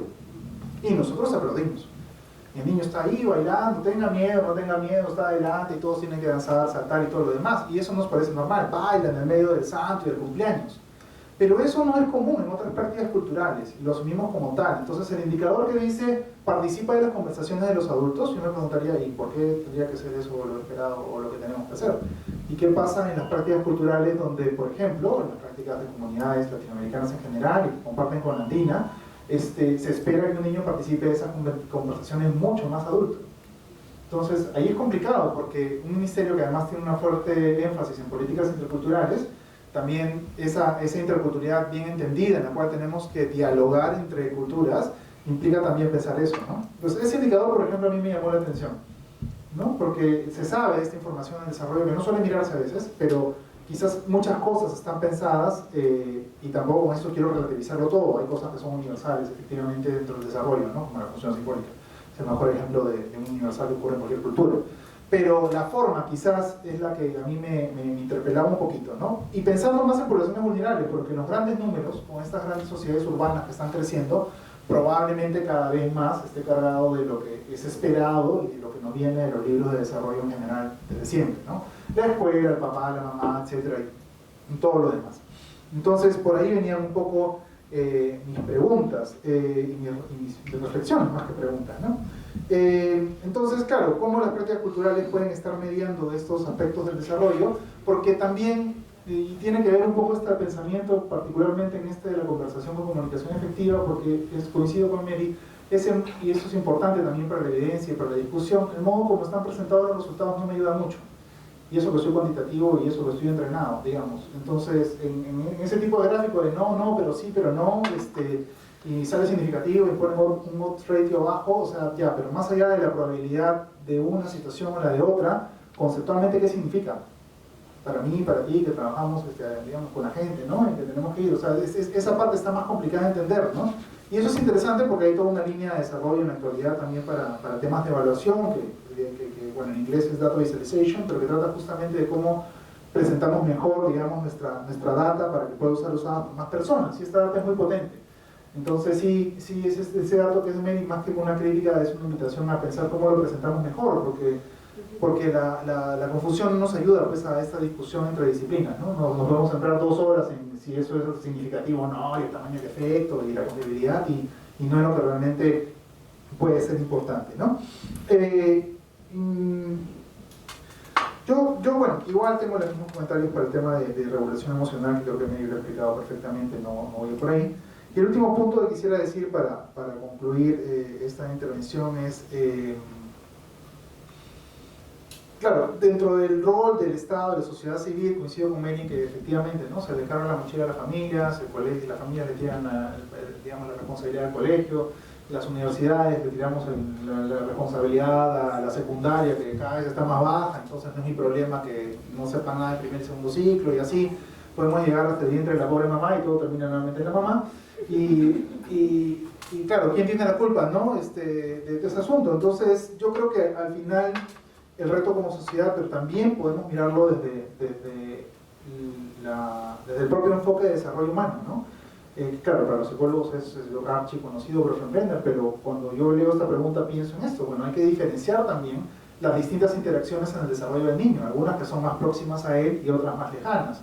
Aquí estamos en un espacio desde la política educativa, del macrosistema, perdón, de la política pública, del macrosistema, de las políticas de desarrollo de la primera infancia, pero sí es bueno plantear o conceptualmente a la hora que nosotros diseñamos la política, usemos estos datos para tomar decisiones, pensar en estos distintos niveles en que van aterrizando las acciones, ¿no? Porque si no, a veces también se transforma, y eso es a veces el peligro de la data, ¿no? Y más aún, a mí no me gusta mucho el dicotómico, pero entiendo perfectamente por qué es dicotómico en este caso, ¿no? Porque es muy fácil caer en el, ya, todos tenemos que caminar para que esto sea el 100% por acá, ¿no? Estamos súper mal porque el 80%. Igual pasa con los indicadores de educación, con los que estoy más familiarizado, ¿no? 52% logran las capacidades de comprensión de lectura. 48% del Perú no sabe leer, y te lo ponen en el noticiero encima, ¿no? Entonces, no, pues no es que no sepan leer, digamos, hay dificultades en la comprensión, en responder en estos ítems, en fin.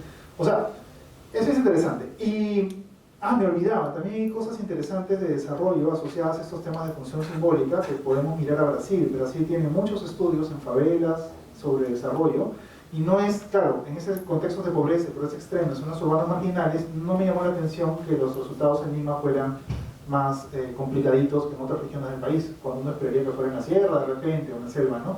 Y eso tiene que ver con la realidad de la zona urbana marginal y la pobreza en estas zonas periféricas de las ciudades, que suele ser a veces más complicada que otras zonas, ¿no? Y bueno, entonces en este rol del Estado, ver estos procesos que son más próximos, tratar también de ver, y eso es importante, ¿no? Porque a veces en estos contextos nos ponemos contentos cuando en zonas de pobreza o en zonas en que estos indicadores están mal, los niños al final salen bien y hicimos resiliencia, ¿no? Entonces hay que fomentar la resiliencia. Por resiliencia, lo que tenemos que asegurar son los derechos básicos, ¿no? Entonces eso también es importante, ¿no? Como traerlo a la reflexión en el discurso en el que terminan las conclusiones de estos datos. Y eso, o sea, no es que estamos buscando que los niños sean resilientes o resistentes a estas condiciones, digamos, ¿no? Sino que efectivamente tenemos tareas importantes que promover en la política pública, articulada con otros sectores, pero también tenemos que ver bien los distintos roles. Y yo creo que ahí no hay respuesta, o sea, es sentarnos a pensar a nivel local, regional, y me parece, bueno, la noticia hoy día del enfoque territorial va por ahí, justamente sentarnos en los diferentes espacios a pensar cómo esto se aterriza, ¿no? Cómo se hace vida, digamos, cómo se hace en el día a día. Y eso es importante, porque normalmente uno puede plantear la política, plantear el decreto supremo, pero de ahí hasta que baje, y ahí hasta que se mantenga, es siempre el reto en este país. Muchas gracias.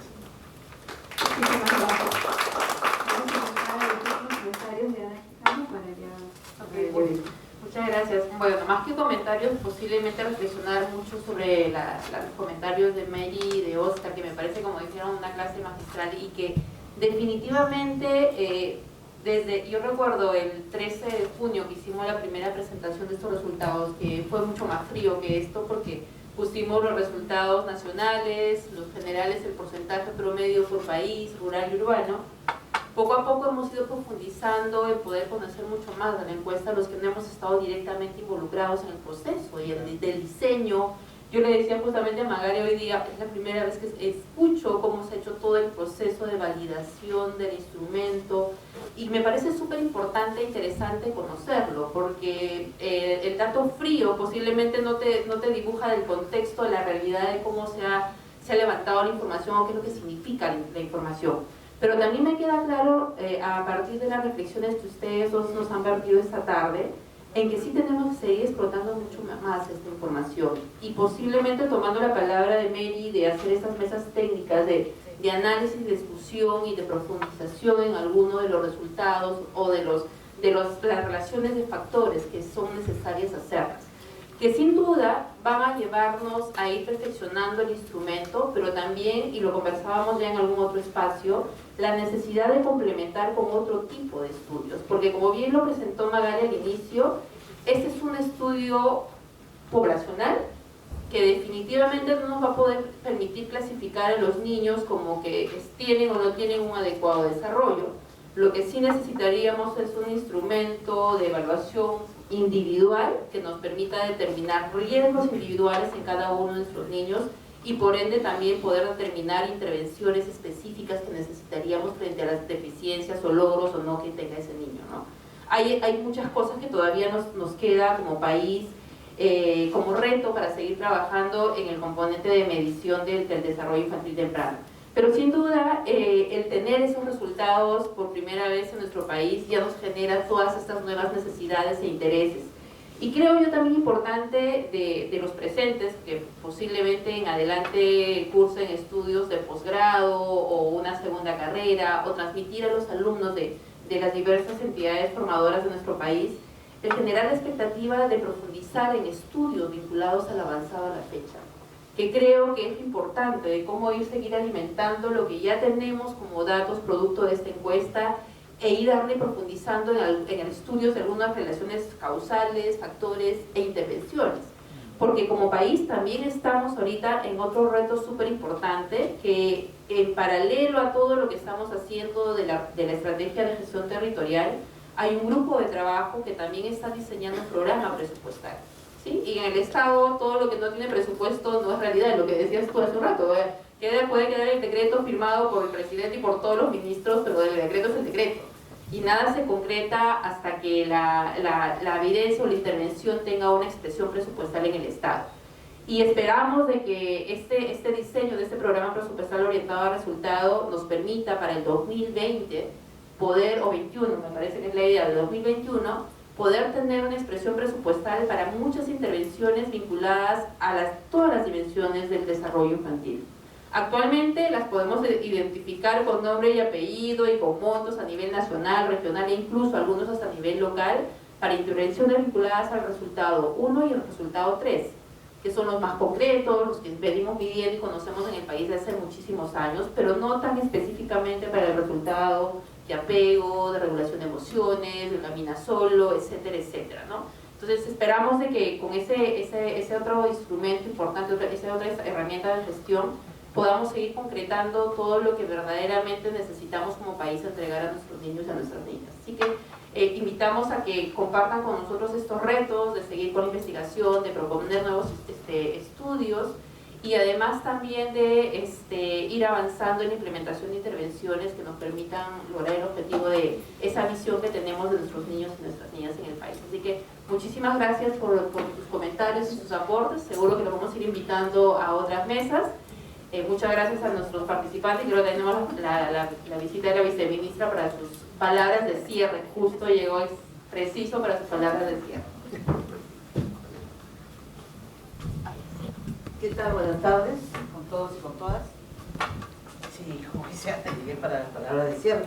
Bueno, primero, gracias al panel. Sé que han discutido hoy día el tema de evaluación del día y Magali ha presentado algunas cosas y se está reflexionando esto mucho. No sé, me imagino que ya saben, hoy se aprobó el Decreto Supremo de Primera Infancia, lo que nos pone un reto como país muy importante para 1.226 distritos de Quintino 1 y 2 para acceder a este paquete básico que nos va a llevar al desarrollo infantil temprano. Entonces ha sido un evento bien importante hoy día en la mañana, a las 12, representado por el presidente, el primer congreso, etcétera, ANGR, y es un reto ahora de trabajar todos estos conceptos con los alcaldes, ¿no? Y con la población. O sea, es un concepto nuevo que está entrando, miramos al niño diferente ahora, y eso es bien importante, pero es una mirada bien compleja. Entonces ahí la magia va a ser cómo comunicar. Y parte de eso son estos eventos de reflexión, ayer hemos tenido otro y vamos a tener muchos más. Más bien, gracias a todos por su presencia, a todos y todas, y nos veremos en el siguiente evento.